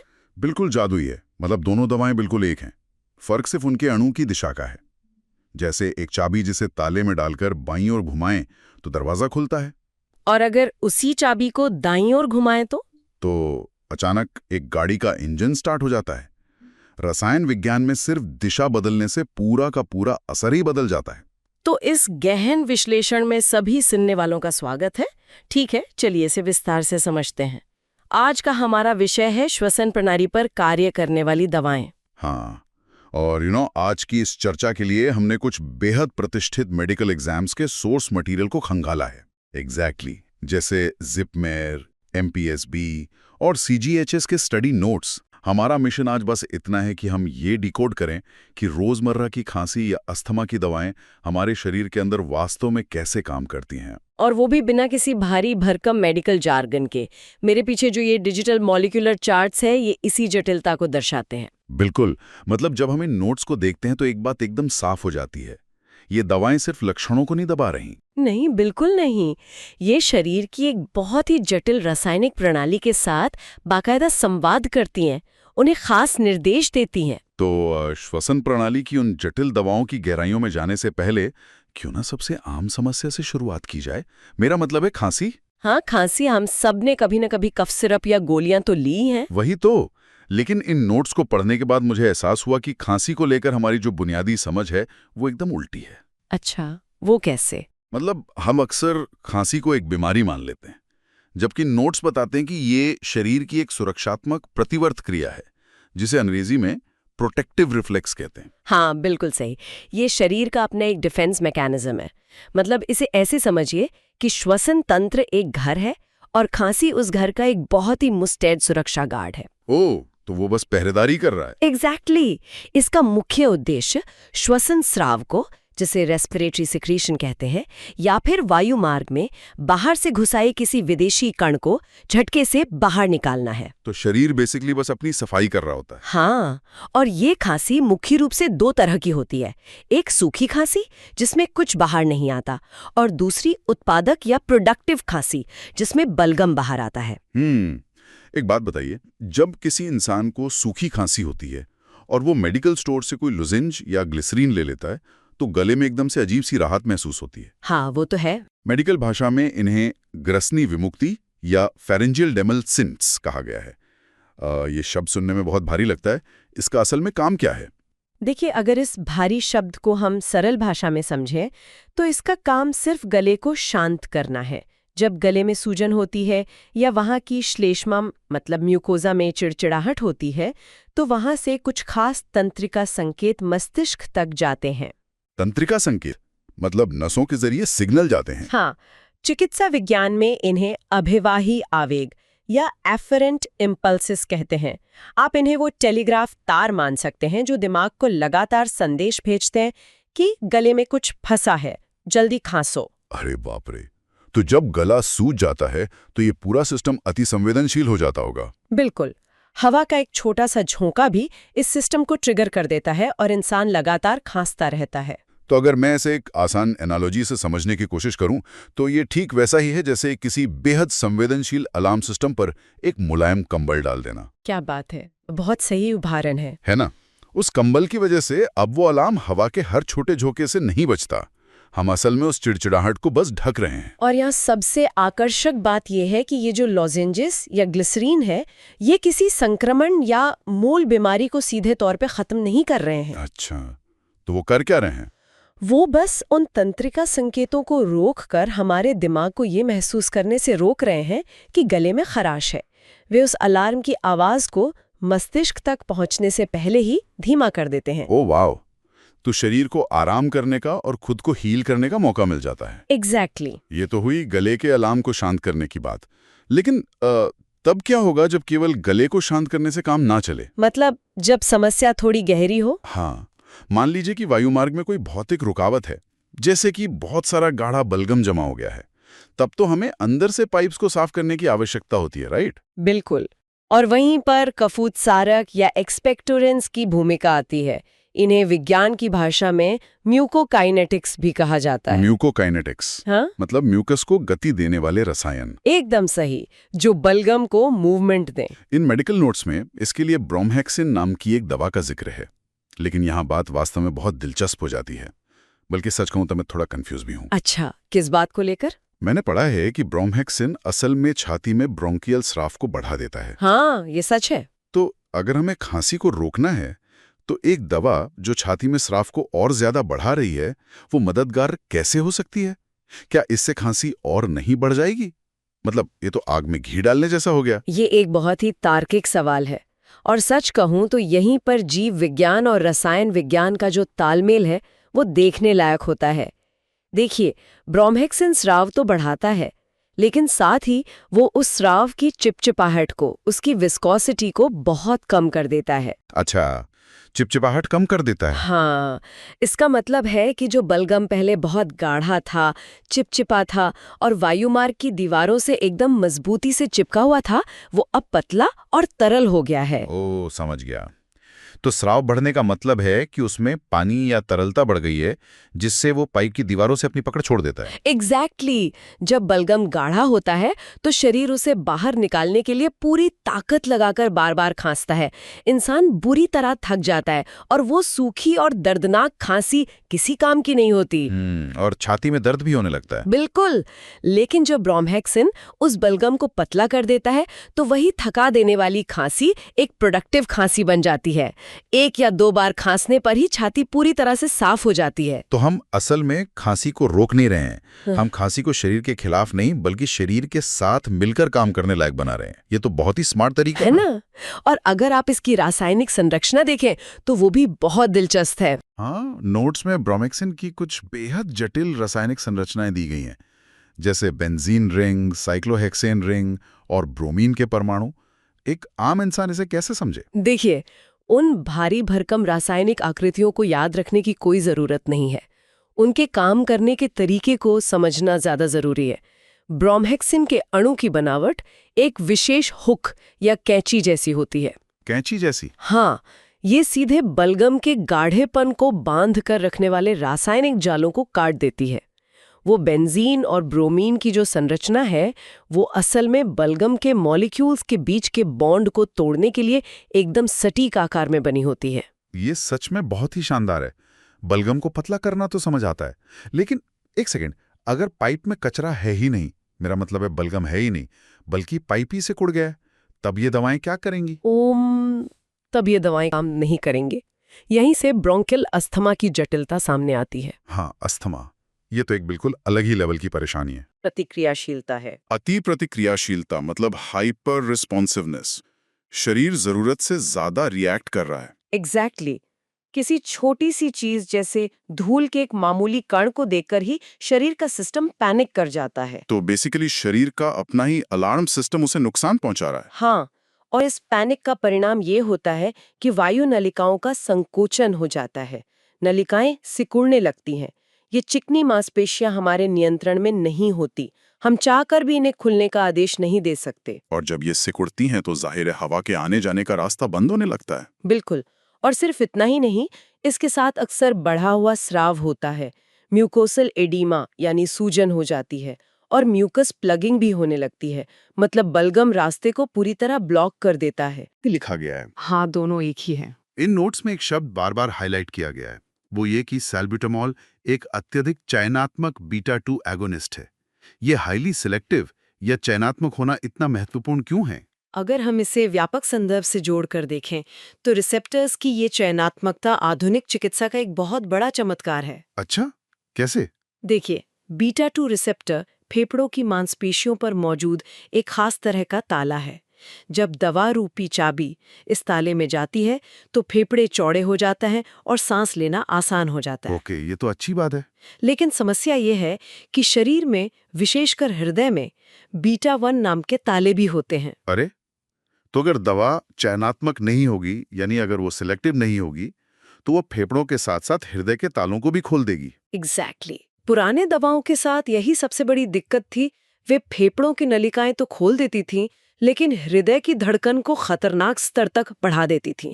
इंसान की सांस तो आ जाती थी, लेकिन दिल ऐसे धड़कता था जैसे अभी बाहर आ जाएगा। बाप रे, तो साल्बुटामॉल इससे कैसे रोकता है? साल्बुटामॉल की रासायनिक संरचना में एक खास फिनॉल रिंग का उपयोग किया गया है। ये रिंग इस चाबी के आकार को ऐसा बना देती है कि ये हृदय के तालों को यानी कि बीटा-1 को पूरी तरह नजरअंदाज कर देती है। और सिर्फ फेफड़ों के तालों में फिट होती है? क्या बात है! बिल्कुल। और टर्बुटालिन भी ऐसा ही करती है? हाँ, साल्बुटामॉल और टर्बुटालिन की संरचना में बस एक मामूली सा फर्क है। मैंने पढ़ा कि टर्बुटालिन में फिनॉल की जगह बेंजीन 1,3 डायोल रिंग होती है। हाँ, बस एक छोटे से हिस्से का बदलाव है। और इस एक छोटे से बदलाव से दवा के काम करने की अवधि या उसकी ताकत पूरी तरह बदल जाती है। रसायन विज्ञान सच में कमाल है ना? और नोट्स ये भी बताते हैं कि इन दवाओं को देने का तरीका भी बहुत मायने रखता है। आप इनहेलर की बात कर रही हैं ना? हाँ, ये तरीका ओरल दवाओं से काफी अलग है। अगर इसे एक उदाहरण से समझें तो दवा को गोली के रूप में खाना किसी इंसान के शहर के भारी ट्रैफिक में गाड़ी चलाने जैसा है। बिल्कुल सही एनालॉजी है। मतलब दवा पहले पेट में जाती है, फिर खून में मिलती है, पूरे शहर के ट्रैफिक से गुजरती है और हृदय सहित बाकी अंगों से टकराते हुए तब कहीं जाकर फेफड़ों तक पहुंचती है, जिसमें काफी समय लग जाता है और साइड इफेक्ट्स का खतरा भी रहता है। हाँ, लेकिन इनहेलर से दवा लेना बिल्कुल एक लोकल एक्सप्रेस ट्रेन की तरह है, जो सीधे अपने डेस्टिनेशन पर पहुंचती है। एग्जैक्टली। वो पूरे शहर के ट्रैफिक में फंसे बिना सीधे फेफड़ों तक पहुंचती है। हृदय को पता भी नहीं चलता और फेफड़ों की नलिकाएं तुरंत खुल जाती हैं। ये मेडिकल साइंस की बहुत बड़ी जीत है। सही जगह पर सही मात्रा में सही ताला खोलना। तो अब तक हमने नलिकाओं को भौतिक रूप से खोलने और बलगम को रासायनिक रूप से तोड़ने की बात की, लेकिन नोट्स के अगले हिस्से में कुछ ऐसी दवाएं हैं जो सीधे नर्वस सिस्टम यानी तंत्रिका तंत्र के स्तर पर काम करती हैं। और यहाँ पर जो तथ्य हैं वो सच में हैरान करने वाले हैं। बिल्कुल, हम कफ रोधी या एंटीटूसिव्स दवाओं के क्षेत्र में आ गए हैं। ये बलगम पर काम नहीं करती, राइट? नहीं, ये सीधे मस्तिष्क के उस हिस्से को निर्देश देती है जो खांसी का आदेश देता है, ब्रेन के कफ सेंटर को। इसमें सबसे पहला नाम नोस्कापाइन का है। इसे नार्कोटाइन भी कहा जाता है। नोट्स के अनुसार ये बेंजो आइसोक्विनोलिन श्रृंखला का एक अफीम अल्कोलॉइड है। अब देखिए, अफीम या ओपियम का नाम सुनते ही सबसे पहला विचार नशीलेपन का आता है। हाँ, इंसान हजारों सालों से अफीम का इस्तेमाल दर्द कम करने या नशे के लिए करता आ रहा है। ये एक बहुत शक्तिशाली पौधा है। लेकिन जो सबसे चौंकाने वाली बात सामने आई है वो ये है कि अफीम अल्कोलॉइड होने के बावजूद नोस्कापाइन में कोई मादक या नार्कोटिक गुण नहीं होते। और ना ही दर्द निवारक गुण होते हैं। हाँ, ना दर्द कम करता है, ना इसकी लत लगती है। ये सिर्फ और सिर्फ खांसी को रोकता है। मेरी समझ में ही नहीं आ रहा कि ये कैसे संभव है कि उसी अफीम परिवार का एक हिस्सा इतना अलग व्यवहार करे। ये एक बहुत ही महत्वपूर्ण सवाल खड़ा करता है कि हमारा शरीर रसायनों को असल में कैसे पहचानता है। देखिए, अफीम के पौधे में कई अलग अलग रसायन या एल्कलॉइड होते हैं। जैसे मॉर्फिन। एग्जैक्टली। मॉर्फिन दर्द वाले रिसेप्टर्स पर जाकर बैठता है, इसलिए वो दर्द कम करता है। लेकिन नोस्कापाइन की रासायनिक संरचना ऐसी है कि वो दर्द वाले रिसेप्टर्स में फिट ही नहीं हो सकता। तो ताला और चाबी वाली बात फिर से आ गई। बिल्कुल, वो केवल मस्तिष्क के खांसी केंद्र वाले रिसेप्टर में जाके बैठता है। परिवार एक ही है, लेकिन दोनों के काम करने का क्षेत्र बिल्कुल अलग है। तो इन सब का क्या मतलब है? इसका सीधा सा अर्थ यह है कि प्रकृति ने अणुओं की संरचना में ही उनके काम का रहस्य छुपाया है। और इसी से मुझे वो बात याद आ रही है जिससे हमने आज की ये चर्चा शुरू की थी। डेक्स्ट्रोमेथॉर्फिन। हाँ। डेक्स्ट्रोमेथॉर्फिन। नोट्स बताते हैं कि ये एक सिंथेटिक केंद्रीय NMDA रिसेप्टर विरोधी है। और इसके जो दो रूप या आइसोमर्स हैं, वे स्टीरियोकेमिस्ट्री का एक क्लासिक उदाहरण है। ये हिस्सा सच में मेरा पसंदीदा है। ये सच में बहुत ही फैसिनेटिंग है ना? डेक्स्ट्रोमेथॉर्फिन के डी आइसोमर में कफ रोधी क्रिया होती है, मतलब ये खांसी रोकता है। लेकिन इसका जो एल आइसोमर होता है वो दर्द निवारक होता है। एक ही अणु, परमाणुओं की संख्या बिल्कुल समान, बस उनका 3D आकार या दिशा बदल गई है। और शरीर में उनका काम पूरी तरह से बदल गया। मतलब अगर मॉलिक्यूल वाली चाबी बाईं ओर घूमे तो वो खांसी रोकती है, दाईं ओर घूमे तो दर्द रोकती है। ये विज्ञान के सबसे बड़े चमत्कारों में से एक लगता है मुझे तो। ये दिखाता है कि हमारे शरीर के रिसेप्टर्स कितने सटीक और विशिष्ट हैं। वे सिर्फ रसायन की मौजूदगी नहीं देखते, वे उसका सटीक आकार, उसकी दिशा और उसका कोण भी महसूस करते हैं। और इसी सटीकता पर काम करने वाली दो और दवाओं का जिक्र इस डेटा में है, मोंटेलुकास्ट और जाफिरलुकास्ट। अस्थमा के निवारक या प्रिवेंटिव इलाज में इनका बहुत उपयोग होता है। हाँ, ये बहुत कॉमन दवाएं हैं आजकल। नोट्स के अनुसार ये सिस्टेनिल ल्यूकोट्रियन 1 रिसेप्टर को प्रतिस्पर्धी रूप से विरोध करती हैं, यानी कॉम्पिटिटिव ब्लॉक। इसका असल जिंदगी में क्या मतलब हुआ?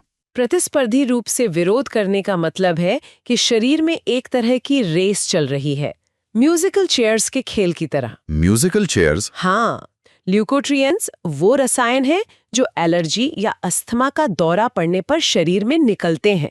उनका काम है फेफड़ों के रिसेप्टर रूपी कुर्सी पर बैठना और अस्थमा का दौरा शुरू कर देना। और मोंटेलुकास्ट क्या करता है? मोंटेलुकास्ट जैसी दवाएं उन ल्यूकोट्रीन्स के साथ रेस लगाती हैं और उनसे पहले जाकर उस कुर्सी पर कब्जा कर लेती हैं। और जब दवा कुर्सी पर बैठ जाती है तो ल्यूकोट्रीन्स वहां नहीं बैठ पाते। अगर वे बैठ जाते तो क्या होता? अगर वे बैठ जाते तो बहुत गंभीर परिणाम होते। नोट्स में इसके 4 बड़े खतरनाक परिणाम लिखे हैं। हाँ, मैंने पढ़े थे। ब्रोंको कंस्ट्रिक्शन यानी वायुमार्ग का सिकुड़ना, वायुमार्ग में बलगम का अत्यधिक स्राव, बढ़ी हुई संवहनी पारगम्यता और इओसिनोफिल्स का बढ़तीकरण। ये चारों मिलकर अस्थमा के एक बहुत गंभीर दौरे का निर्माण करते हैं।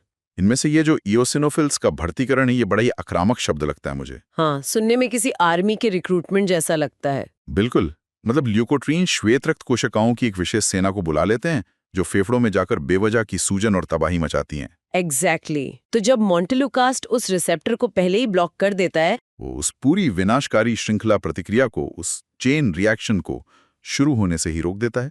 बिल्कुल, सेना को बुलावा भेजा ही नहीं जाता, नलिकाएं सिकुड़ती ही नहीं और बलगम बनता ही नहीं। ये समस्या के उत्पन्न होने से पहले ही उसे जड़ से खत्म करने का एक बेहतरीन तरीका है। तो अगर हम श्वसन प्रणाली पर काम करने वाली इन दवाओं के इस पूरे सफर को समेटें, तो हमने देखा कि ये अलग-अलग स्तरों पर कितनी अलग-अलग रणनीतियों का इस्तेमाल करती हैं। हाँ, हमने शुरुआत की थी उन लॉजेंजेस से जो गले के अलार्म सिस्टम पर एक मुलायम कंबल डालकर नसों को शांत करते हैं। उसके बाद हमने समझा कि ब्रोमैक्सिन कैसी एक रासायनिक कैंची की तरह काम करता है, जो गाढ़े बलगम को तोड़कर उसे शरीर से बाहर निकालने में मदद करता है। फिर हमने सैल्ब्यूटामोल की चयनात्मकता को देखा। वही लोकल एक्सप्रेस ट्रेन वाला उदाहरण, जो बिना हृदय की धड़कन बढ़ाए सीधे फेफड़ों की सिकुड़ी हुई नलिकाओं को आराम पहुंचाती है। और अंत में हमने मोंटेलुकास्ट जैसे रिसेप्टर अवरोधकों और डेक्स्ट्रोमेथॉर्फिन के उन जादुई आइसोमर्स पर चर्चा की, जो ये साबित करते हैं कि शरीर का तंत्र और रासायनिक प्रतिक्रियाएं कितनी सटीक और विशिष्ट होती हैं। इस पूरी चर्चा से ये बिल्कुल स्पष्ट हो जाता है कि अगली बार जब कोई भी श्रोता मेडिकल स्टोर से खांसी या अस्थमा की दवा खरीदेगा, तो वो सिर्फ एक गोली या सिरप नहीं ले रहा होगा। उसे पता होगा कि वो दवा अंदर जाकर तंत्रिकाओं को शांत कर रही है, स्त्रावों को पतला कर रही है, या फेफड़ों की मांसपेशियों को आराम दे रही है, या फिर किसी रिसेप्टर पर कुर्सी की रेस जीत रही है। ये जानना हमेशा एक बहुत सशक्त एहसास होता है कि जब हम कोई दवा लेते हैं तो हमारे भीतर वास्तव में किस तरह का रासायनिक संवाद चल रहा होता है। बिल्कुल, ये जानकारी हमें अपने शरीर के प्रति बहुत अधिक जागरूक बनाती है। और इस गहन विश्लेषण को समाप्त करते हुए मेरे मन में एक विचार लगातार घूम रहा है, जो मैं सभी सुनने वालों के लिए छोड़ना चाहता हूँ। कौन सा विचार? हमने डेक्स्ट्रोमेथॉर्फिन के बारे में बात की है ना? हाँ, कि कैसे उसके डी आइसोमर और एल आइसोमर पूरी तरह से अलग काम करते हैं। एक खांसी रोकता है तो दूसरा दर्द कम करता है। हाँ, स्टीरियोकेमिस्ट्री का वो जादू। एग्जैक्टली। इसे देखते हुए ये सोचने वाली बात है कि हमारे आसपास मौजूद रोजमर्रा के सामान्य यौगिकों में और कितने छिपे हुए औषधीय गुण हो सकते हैं। ये सच में एक बहुत ही गहरा सवाल है जो रिसर्च के कई नए दरवाजे खोलता है। मतलब क्या पता जो चीजें हमारे आसपास रोजमर्रा की जिंदगी में मौजूद हैं, उनमें ऐसे रहस्य छिपे हों जो सिर्फ उस अणु के एक छोटे से हिस्से को फ्लिप करने का इंतजार कर रहे हों, या उसकी दिशा बदलने का इंतजार कर रहे हो। बिल्कुल। प्रकृति और रसायन विज्ञान के इस खजाने में न जाने और कितने ऐसे रहस्य छिपे हैं जो अभी खोजे जाने बाकी हैं।